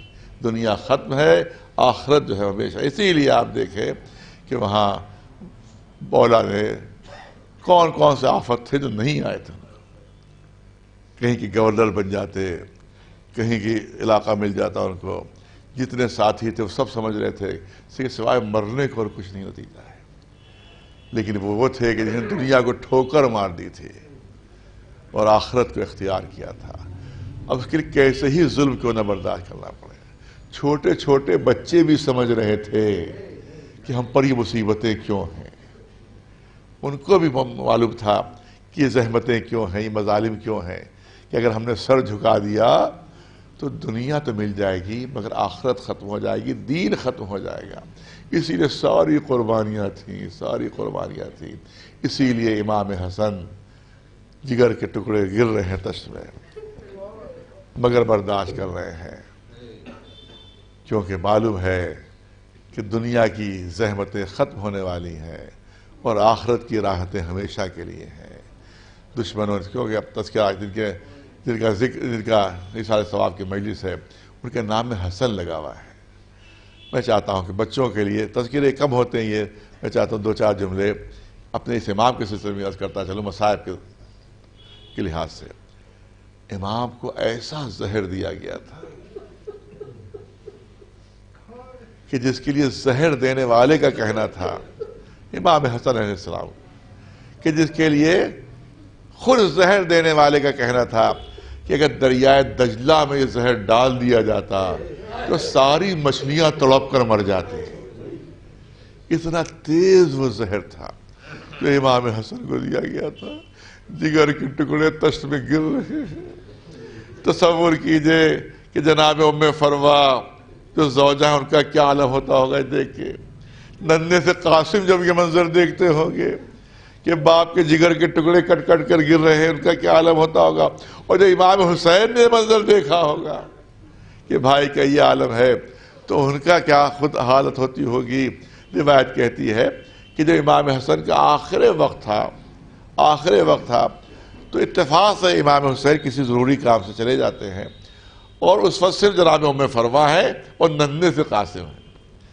جناب ام فروا نے دیکھا کہ شوہر کا دم بس نکلنے والا ہے. قاسم اتنے چھوٹے تھے کہ نہ جا کر کہہ سکتے تھے اور نہ باپ کو سنبھال سکتے تھے کہ ام فروا خود اڑ جاتی. لہذا قاسم کو قریب بلایا. اب روایت کے عجیب جملے ہیں. روایت کہتی ہے ام فروا نے ہاتھ آگے بڑھا کر قاسم کا گریباں چاک کیا. اے قاسم، اسی عالم میں اپنے چچا کے پاس چلے جاؤ، تم کو دیکھ کر خود اندازہ ہو جائے گا کہ اب تم یتیم ہونے والے ہو، تمہارے بابا دنیا سے رخصت ہونے والے ہیں. جناب قاسم جیسے اس عالم میں پہنچے کہ گریبان چاک تھا، امام حسین ننگے پیر دوڑتے ہیں بھائی کے سرانے آئے. بھائی کے سامنے بھائی نے دم توڑا. لیکن عجیب عالم ہے. آپ دیکھیں تاریخ کہتی ہے کہ جناب امام حسن کی وصیت تھی کہ نانا کے پہلو میں مجھے دفن کیا جائے. لیکن جب جنازہ روضہ رسول کے قریب پہنچا تو کچھ لوگ وہاں پہلے سے موجود تھے کہ غم نواسے کو نانا کے پہلو میں دفن نہیں ہونے دیں گے. تاریخ کہتی ہے تیر برسائے گئے، تیر مارے گئے. اتنے تیر برسائے گئے کہ مجبوراً جنازے کو واپس لانا پڑا، اور جب جنازہ جنت البقیع میں لا کر امام حسین نے رکھا ہے تو اب روایت کے جملے سنیے. امام حسین نے منظر دیکھا، 70 تیر جنازہ امام حسن میں پیوست تھے، اور 7 تیر کفن سے آر پار ہو گئے تھے. تصور کیجئے جب بھائی نے یہ منظر دیکھا ہوگا تو دل کا کیا عالم ہوا ہوگا. امام حسن کی تدفین ہوئی، حسین سر جھکائے ہوئے گھر کے اندر داخل ہوئے. جیسے ہی گھر میں داخل ہوئے دیکھا سامنے بہن زینب کھڑی ہوئی، سر کے بال کھلے ہوئے، چہرے کا رنگ زرد ہے، بدن پر تھرتھری ہے. گھبرا کر پوچھ رہی ہے، بھیا مجھے یہ خبر ملی ہے کہ جنگ کی نوبت آ گئی تھی. بھیا مجھے یہ بتایا گیا ہے کہ تیر برسائے گئے تھے. اے بھیا حسین یہ بتائیے کہ بھائی حسن کے جنازے میں تو کوئی تیر نہیں لگ گیا؟ جو امام حسین نے سر جھکا کر کہا، اے بہن زینب کیا پوچھتی ہو، 1 تیر نہیں 70 تیر جنازہ امام حسن میں آ کر پیوست ہوئے. تو روایت کہتی ہے ایک چیخ ماری، جناب زینب تیورا کے زمین پر گر پڑی. اگرچہ میت اپنی نگاہوں سے نہیں دیکھی تھی، جنازہ اپنی نگاہوں سے نہیں دیکھا تھا، بلکہ صرف بھائی کی زبانی خبر سنی تھی، مگر برداشت نہ ہو سکا. تصور کیجئے کہ جب آقا حسین رخصت آخر کے لیے آئے ہیں تو روایت کہتی ہے کہ اتنے تیر لگے ہوئے تھے حسین کے جسم میں کہ حسین پہچانے نہیں جا رہے تھے. سب کو سلام. اے رقیہ آپ کو سلام ہو، اے ام لیلہ آپ کو سلام ہو، ماں کی کنیز فضہ آپ کو سلام ہو، اے سکینہ تم پر سلام ہو. اس کے بعد فرماتے ہیں مجھے اپنے بیٹے زین العابدین کے پاس لے چلو، میں اس سے ملنا چاہتا ہوں. جناب زینب اس خیمے میں لے گئی کہ جہاں بیمار امام عالم غشی ہے. پھوپھی نے شانہ ہلایا، اے بیٹا کیا غش میں پڑے ہو؟ دیکھو بابا رخصت آخر کے لیے آئے ہیں. روایت کہتی ہے امام زین العابدین نے غشی سے آنکھیں کھولی، دائیں طرف دیکھا، بائیں طرف دیکھا. پھوپھی سے پوچھتے ہیں پھوپھی اماں بابا کدھر ہے؟ بابا کس طرف ہے؟ ارے سامنے ہی تو تمہارے کھڑے ہوئے ہیں، یہ تو تیروں سے چھلنی، یہ تمہارے بابا ہیں. یعنی اتنے تیر پیوست تھے کہ بیٹا بھی باپ کو نہیں پہچان پا رہا تھا.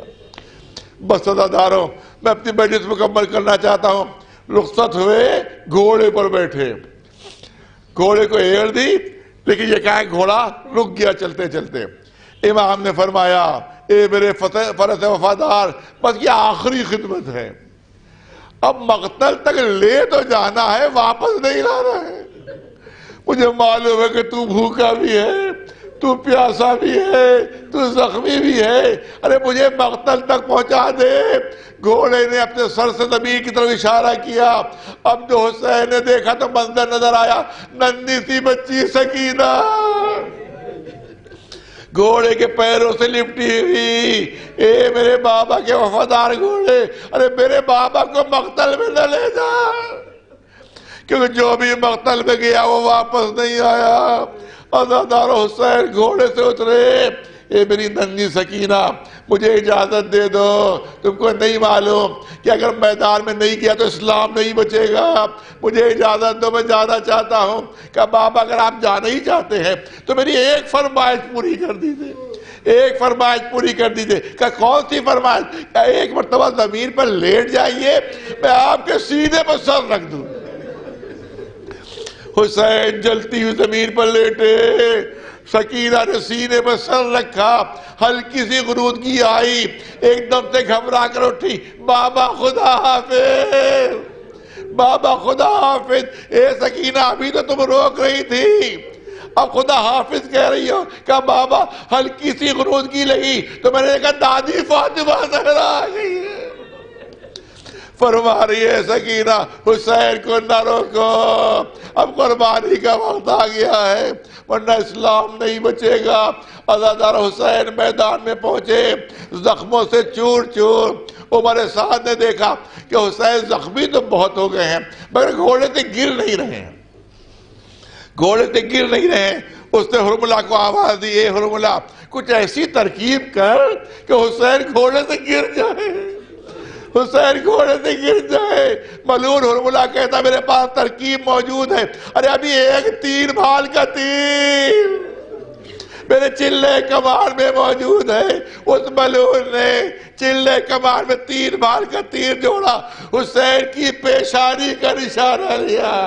ارے عزادارو سنو, تاریخ کربلا کہتی ہے تیر پیشانی پر پڑا اور توڑ کر پار نکل گیا. خون کا فوارہ پیشانی سے جاری ہوا اور حسین تیورا کر زمین کی طرف چلے.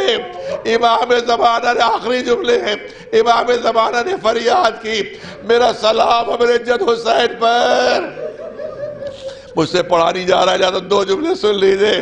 میرا سلام میرے جد حسین پر کہ جب زخمی ہو کر گرے ہیں تو نہ گھوڑے کی زین پر تھے نہ زمین پر. اے آقا یہاں فریاد کیوں کر رہے ہیں؟ ارے جب زخمی ہو کر گرے تو زمین تک پہنچے. مگر امام زمانہ کی فریاد ہے میرا سلام ہو میرے جد حسین پر کہ جب زخمی ہو کر گرے ہیں تو نہ گھوڑے کی زین پر تھے نہ زمین پر.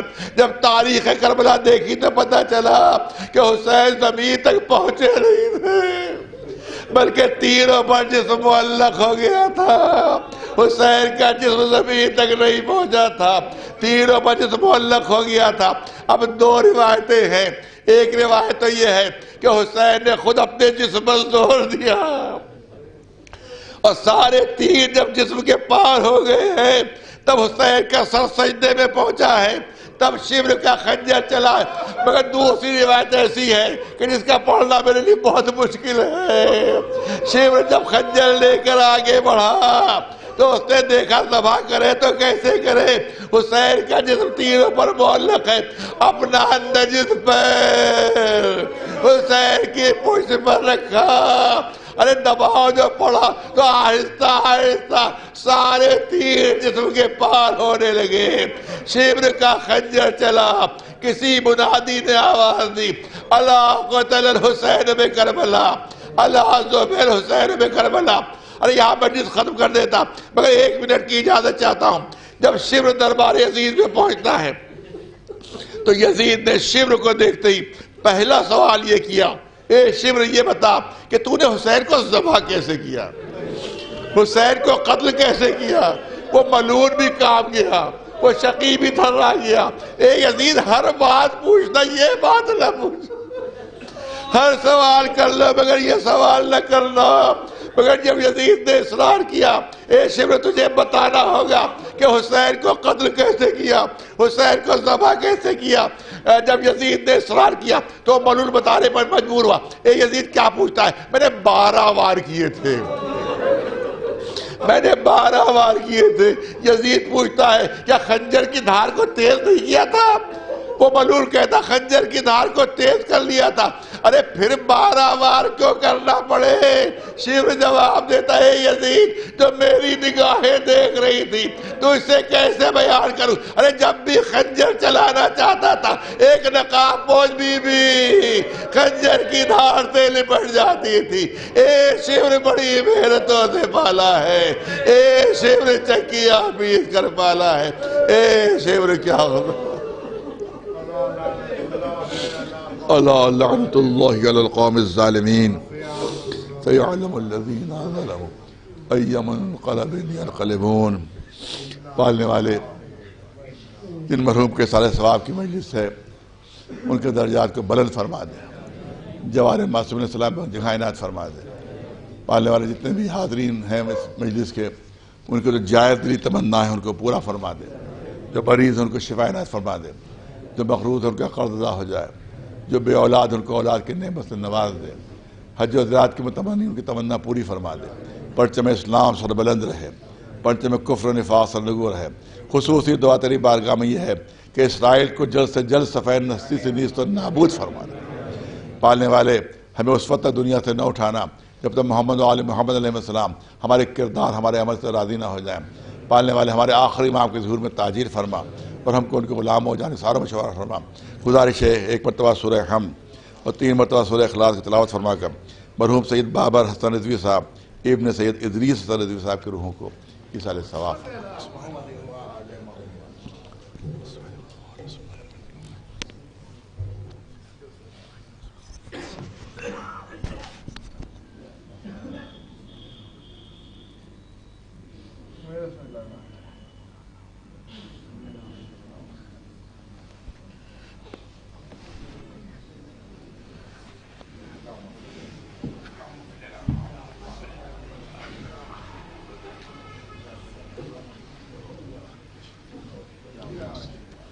السلام علیکم یا ابا عبداللہ، السلام علیکم ابن رسول اللہ، السلام علیکم ورحمۃ اللہ وبرکاتہ، السلام علیکم غریب الغرباء، السلام علیکم معین الضعفاء والفقراء، السلام علیکم شمس الشموس، السلام علیکم انس النفوس، السلام علیکم ایها المدفون بارض، السلام علیکم مششیۃ الزوار فی یوم الجزاء، السلام علیکم سلطان العرب، السلام علیکم برسد بن موسی الرضا ورحمۃ اللہ وبرکاتہ، السلام علیکم صاحب العصر والزمان، علمان علمان علمان، السلام علیکم شریک القرآن، السلام علیکم خلیفۃ الرحمن، السلام علیکم مظہر ایمان، السلام علیکم امام الانس والجان، السلام علیکم امام زماننا، هذا جل اللہ تعالی فرج وصال اللہ تعالی مخرج وظہور ورحمۃ اللہ وبرکاتہ. اللهم صل على محمد.